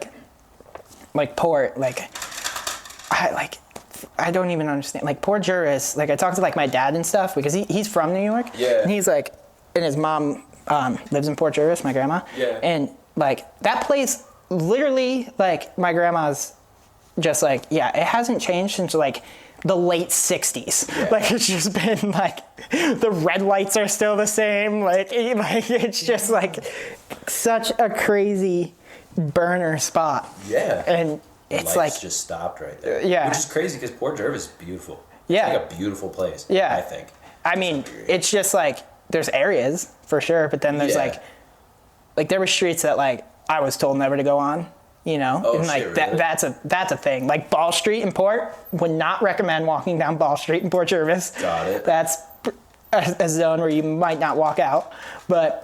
There's like certain places like that, and then there's like places in Port where it's like people have literally retired there and like have kids, and the kids get to a certain age, they don't figure anything out in life, and they fall into the Port Jervis hole, and they're just there forever, and like it's just nuts, dude. But there is snowboard spots. There is snowboard spots. It's crazy. Like I hit like this kid John Mecca shot the photo, and he now lives in New York. But I think he lives in Brooklyn. But I called him one day and was like, yo, like, there's like 3 inches of snow in Port. Like, it's not going to last long. Like, let's get over there. And he was like, all right, down. And like, grabbed his camera, went and picked him up at his house. Like, got all his flashes and everything. We were like driving around Port. And like, a couple spots were like kind of busty because they're like, most of them are like house spots. Yeah. And some are like at businesses. And this was like middle of the day. And then there's like, I'll have to find the photo. I like blunt to fakey this lady's roof. And like I'll dig it up, but it was like her garage. It was like one of those like those A-frame roofs with like an in-run. Yeah, you know what I'm talking about? And for anyone who wants to go, it's on Foyer Street in Port, Foyer and like 2nd or something. But this green, you can't miss it. It's this lime green house, and the garage was open. People were there, and I like looked in the window, and it was like this super old lady who was just chilling watching TV. And like I looked at John, he's like, no way. And I was like, dude, give me the ladder, like we're getting this. Like ran up there, spent like 3 minutes like shoveling her roof. And then like that, I'm like, as I'm dropping in, I can like look through the window, and like I can just see her feet. Like she probably couldn't see me, so I can like just see her feet. And I'm like, all right, she's still there. Like, ready, John? Dropping. And like first one went over and like landed in the street, and was like, fuck, gotta go slower. Like went up, got it like kind of mediocre, and then third try it was just like, that's the one I wanted, and like got the ladder through back in the whip and like got out of there. And John was like, dude, we just hit someone's house while they were like in the house. Dude, I gotta find the photo now. Like that was such a funny one. That's a fucking hilarious story to have. First but that's like how it kind of is back there. Like, yeah, no, that's true. It's just like crazy. Like half the spots in that area are like literally outside some dude's house, or like you just got to pull up. You know, you're gonna get busted, mad fat. Like, truth be told, like you know you're gonna get busted in a couple of tries, but you just try to run the spot. Absolutely. You just try to get the spot and get it. Trying to find this. I know it's in here. Yeah, there's a fucking. Yeah, here it is. Yo, that's amazing. Yeah. That's fucking amazing. Yeah, so like right on the other side of that car was like the house. And they were just peeking through it, and like there's the ladder, and I was just like, all right, we're running up and doing it. And like, look at how much snow. There's like no snow. Yeah. And like just enough. Just enough. Just enough. And like I was like, dude, we gotta get this. Like, let's get it. And it was crazy. I wonder if I have like spots in here. Like, you get like, if you have any homies back home, you gotta like send them to this one. Dude, I've been like, this one I've tried, and it's like super gnarly. I know I sent it to Chris because I wanted him to shoot the photo, but it's like, oh fuck, where is it? It's not in this message group, damn it. But yeah, I think it's like a 9 kink rail at Minisink, and it's like literally on a hill, like just chilling. It's like what goes from like the school to like the football field, and it's like this perfect massive rail.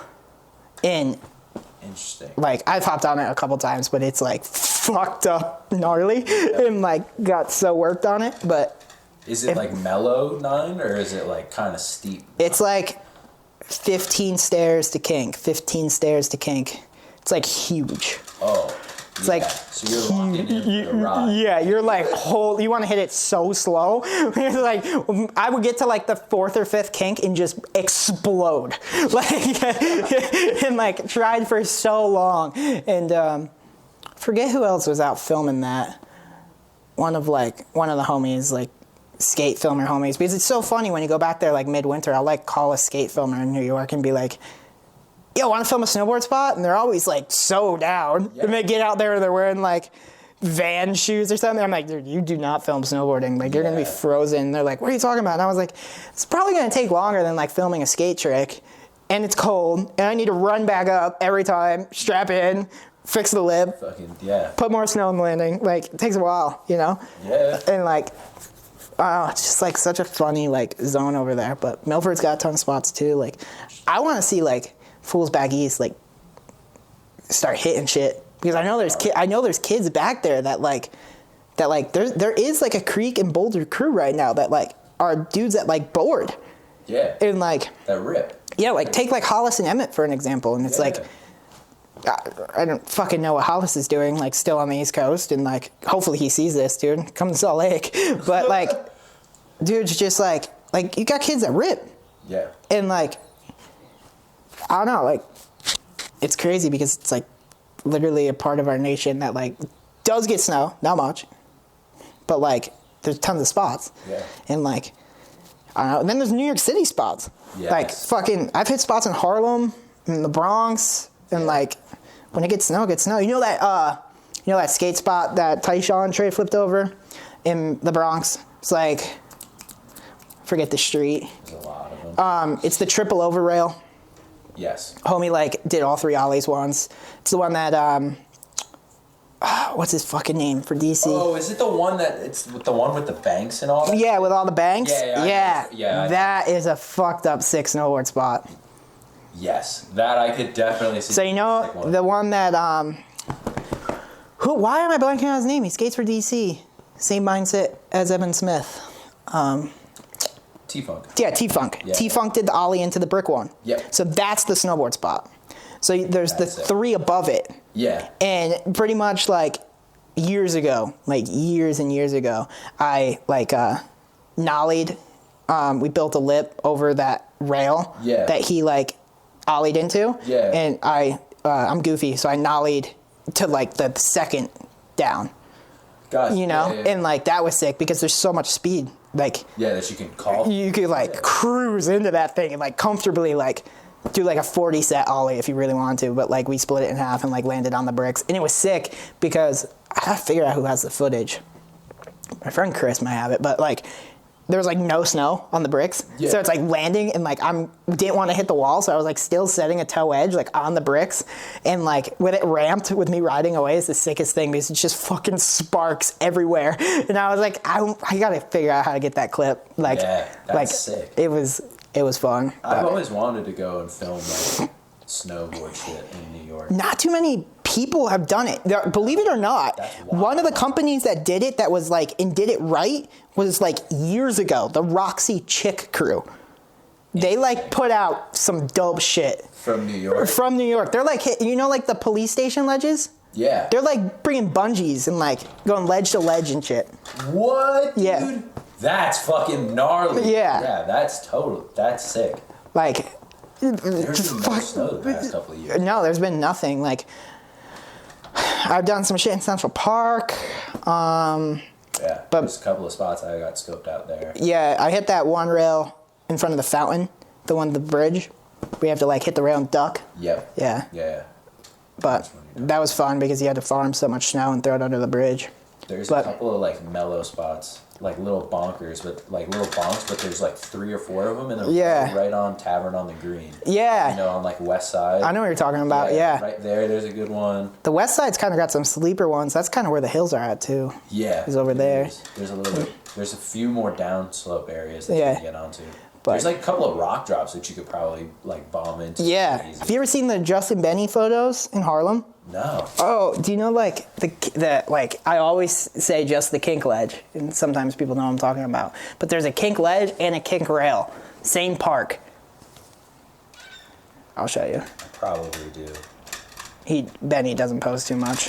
I remember like being like, dude, what was my comment? Yeah, this one. Oh, that's fucking sick. Yeah, dude. that one's up there. When he did that, like J2 shot that photo. That was probably like early 2000s. And then there's this kink rail, same park. Fuck. Yeah, it's crazy.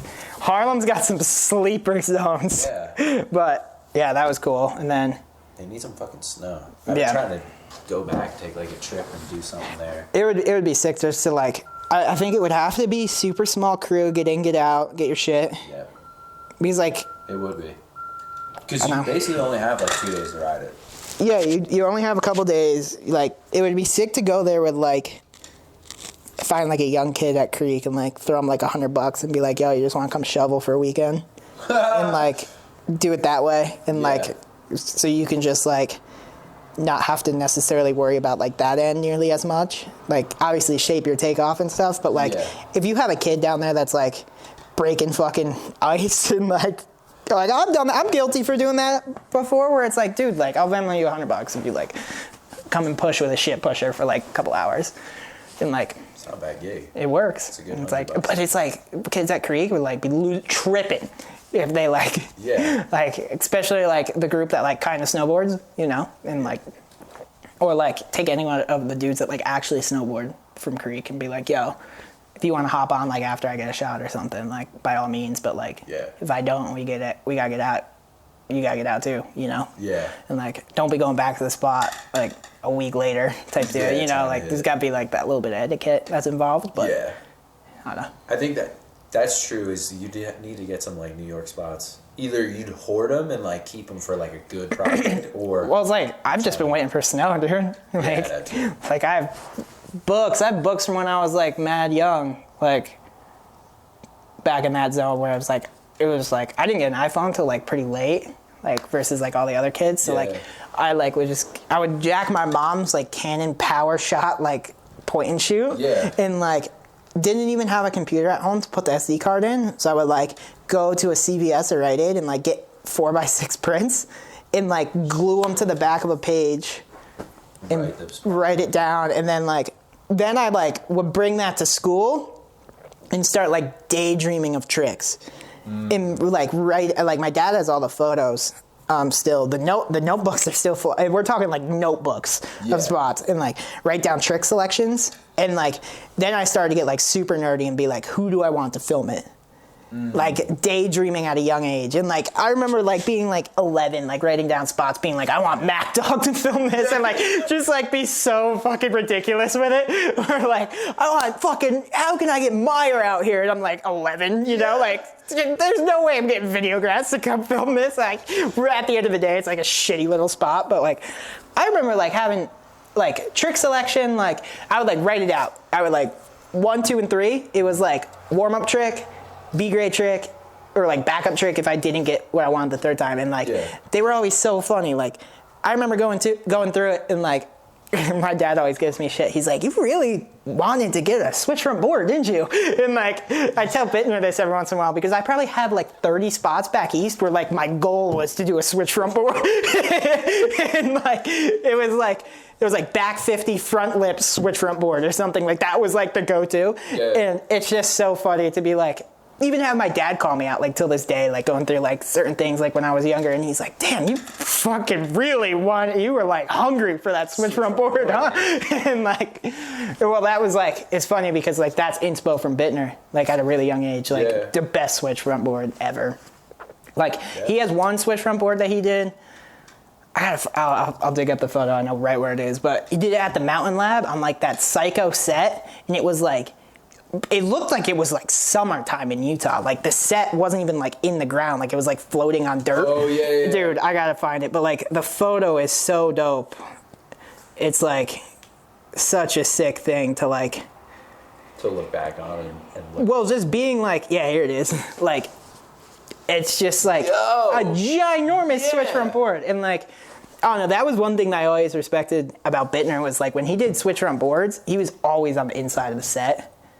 Which was like, I don't know, like typically if I slip, I'm slipping on the inside, and it's like, you see those shots of like dudes like breaking femurs and shit, and it's like, fucking, if you look at any of Bittner's old clips, like Switch 50 in Follow Me Around on the Down Flat Down with like, there's a spacer on that rail they did it on, and he like hooked the spacer and literally tomahawked in between the set and like got back up, ran back up. I think it's like a single shot. They cut it, but like ran back up the set. Homie rolls up in a cop car. He's like talking to the cop and like rolls up, gets one more drop and like does it perfect. And it's like the sickest thing. And it's like, that shot is really nostalgic to me because there's a fucking jib crane. Like a full-blown jib crane.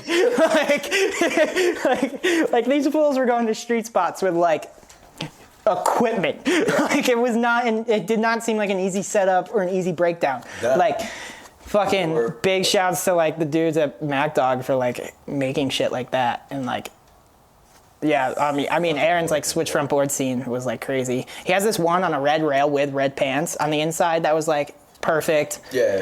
And like, yeah, and like that whole era, like inspo from Bittner, and then like when it was like big shit, it was like Arrow.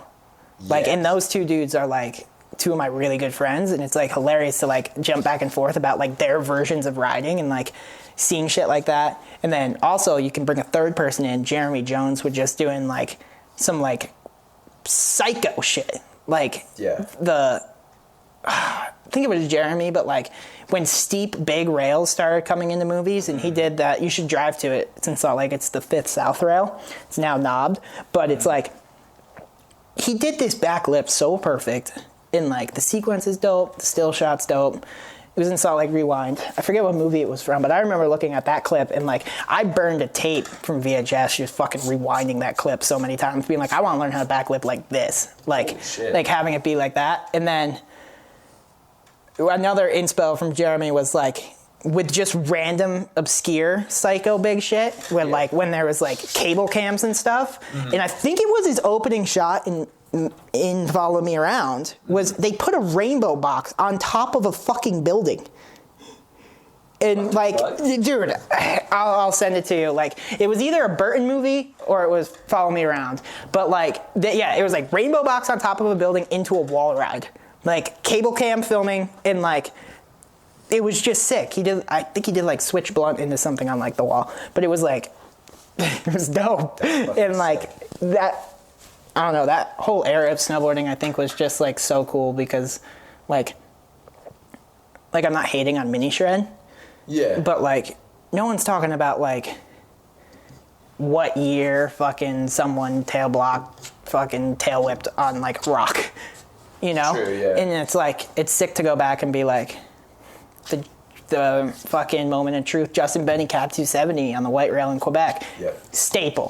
Bittner's switch front boards. Bittner's fucking half cab 5.0s or front one switch 5.0s. Like, that was dope. Like, the Jeremy Jones era. Yeah. The fucking, when Dan Breezy decided to come to Salt Lake and start jumping off every fucking building. Yeah. Like, that era. Or, like, Bittner had a 2-page spread of jumping from, like, a 7-story building to, like, the 5th story. Like, through, like, the fucking gutlet. And, like, it's just, like, shit like that was, like, you're doing an ollie, but like that's fucked. Yeah. You know, and like that's huge. Yeah, it's huge. ginormous. It's never been seen before. Yeah, and it's like it's so cool and it's like so nostalgic to go through. Like sometimes like Bittner and I will get a little bit of whiskey in our system and like start going through photos and stuff, and like he'll break out these binders, dude, and like the binders of mag shots are like when he would get magazines out the front door and see him in it, rip the mag out, go and scan it at like a CVS, put that in an email and be like, give me my photo incentive. So like there's these binders of fucking mag shots and 2-page spreads and DC ads and Tech 9 ads and like sequence shots and like all this type of stuff. And like going through it from like a photo side is almost more impactful than watching the video part. And like seeing like that physical thing of opening it up and being like, Jesus fucking Christ, dude. Like, like, snowboarding's really interesting than skating because it's like, skate photos, I love skate photos. And it's like, it's sick to see, like, how you can make things look bigger and smaller and, like, like certain skate photographers, like, going out there and doing crazy lighting and stuff in modern time. And, like, that mindset is really cool. Like, Jake Darwin's one of my favorite skate photographers. And, like, his composites and everything look really on point. But then, like, with skating, it's almost like, you watch the video and you're like, that was either really small or really big. With snowboarding, it's like you watch the video and you're like, that was fucked up huge. And then when you see the photo, you're like, this looks even gnarlier. And like, that's what I think is sick, is like that extra element. And it's like, it's cool to see like it kind of coming back with like, Salt Lake has some good mags. Like they got Arcade that does a bunch of stuff here, and like I think Torment stuff that John Stark's doing is like super sick. And then Method Mag just hasn't slowed down, and like they're killing it. And like it's cool, and like it's also sick to like talk to some of these photographers or like the dudes you have to submit to. Like I shot a photo this year with this snowboard photographer, Jill Montgomery, and she's really sick. And I've shot a bunch of stuff with her and like sent this one shot in. And if you're driving up to Brighton, like 3/4 of the way up, there's like a tree stump. I won't name the trick, but there's a tree stump and it really hasn't been hit and like used since the movie Pop, which was, that was an Absinthe movie, I think, but I think it was like 2007. And it was like Mueller did like a front 180 over it or something. And like we went up there and I was like, this is right here. Like, fucking everyone in snowboarding has been driving past this thing in a decade. And like you never see a takeoff, you never see anything. And like it kind of like started getting my brain started because like for Yeller we like hit some pillow lines up in that zone, like halfway up through Brighton, and just like Japan ski, throw verts on and hike up. And like hitting that stump was really sick. And then there's like this river gap there that Nick Baden did like a full cab over last year, and like that also did it. Like it was cool. Like Utah got one of those big storms last year, like one of the big years where like you could get in there and like do some shit. Like this year it would be a little hard, a little squirrely for sure. But it's like, you know, once it happens, once we get that year, it's like people that know what's up get out there. And like that's what's sick.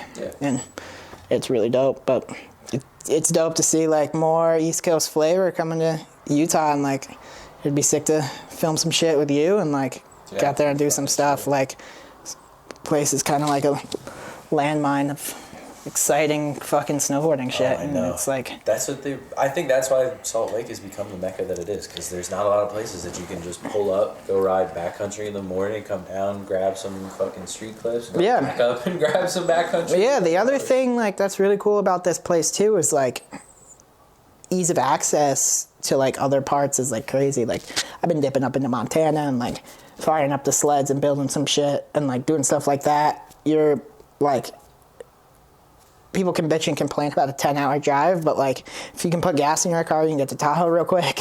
Yeah. You like, Bittner has done the drive from Salt Lake to fucking Whistler probably like 40 times in his career. And like, if you got a sled and you're driving places, like you can get to places like 2 days max, you know, and like it's not too much time to like go up there and work, you know. Yeah. And like if you have the opportunity to fly somewhere and you're like traveling with shovels and shit, just fucking duct tape them up, pay the $50 and fucking get somewhere, and you can get out of Salt Lake so quick. It's like, dude, flying out of Salt Lake is like a joke. Like roll up to the airport 30 minutes before your flight and you're golden. Yeah. And you're just there. Yeah. And it's sick.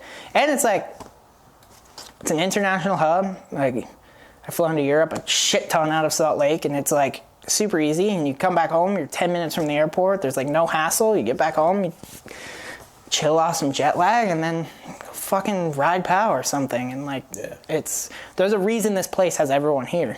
And like, it would be really dope if like some of the like more corporate style of like, you know, like Snowboarder Mag ever made the move to a place like this, because like blows my mind that they're like in SoCal. Right? You know, like it makes no sense. Classic like retired pro snowboarder move, buy an Audi, move to SoCal. Like that's like, it's like, it's such a thing. And I don't know, it's nuts to like see that that's there, but like everyone's here. And like, if you don't live here, you're here sometimes during the winter. Yeah. You know? Especially if you're taking your career semi-seriously, you're definitely going to be here. Yeah, it's like, in springtime here is like just as good as midwinter. Like I'm excited to get up into Grizzly Gulch and like start building shit in like Valley of Cornices. You know, it's like, that place is like a staple. Like, it's nuts. Like Bodie said it in the Salt Lake Rewind thing, where like, typically most people go hit Valley of Cornices in like the spring, and like Jeff Davis years ago like hit it on like a blower POW day, and it was like such an unreal shot. I wish like we had more opportunity to like do stuff this year with that, but it's like springtime's about to start firing off in there. It's like a goddamn playground. You go up there and you're like, you're sitting on the ridge and you're like looking over at like crazy shit. So many jumps and like all these different crews, and like it's such a sick time. Like last year I filmed that McTwist in like fucking June. I think it was June, like first week of June, and like so many crews out there filming. Yeah. And you land something and you just like hear through the valley like the cheers, and it's dope. So like it's cool. But yeah, that's that. It's good to hear. Kind of like full circle of everything that's been going on in my life in the past 10 years of me doing this, and it's cool to like actually sit down and talk about it, you know? But I think that's what the great opportunity these interviews are, is that some people get to sit down and tell their stories. I think a lot of people can learn a lot from the stories that people tell, stuff like that. Straight up. Yeah. That's cool. But yeah, do you have any more specific questions, or are you? Fuck yeah. I mean, I could sit here and talk for like hours at a time, but like, we can call it. Yeah, I'm down for whatever. I mean, hell yeah. Well, we'll call it. Yeah, I'm good with that, for sure. For sure, man. Thanks for having me cruise in. It was fun. I'll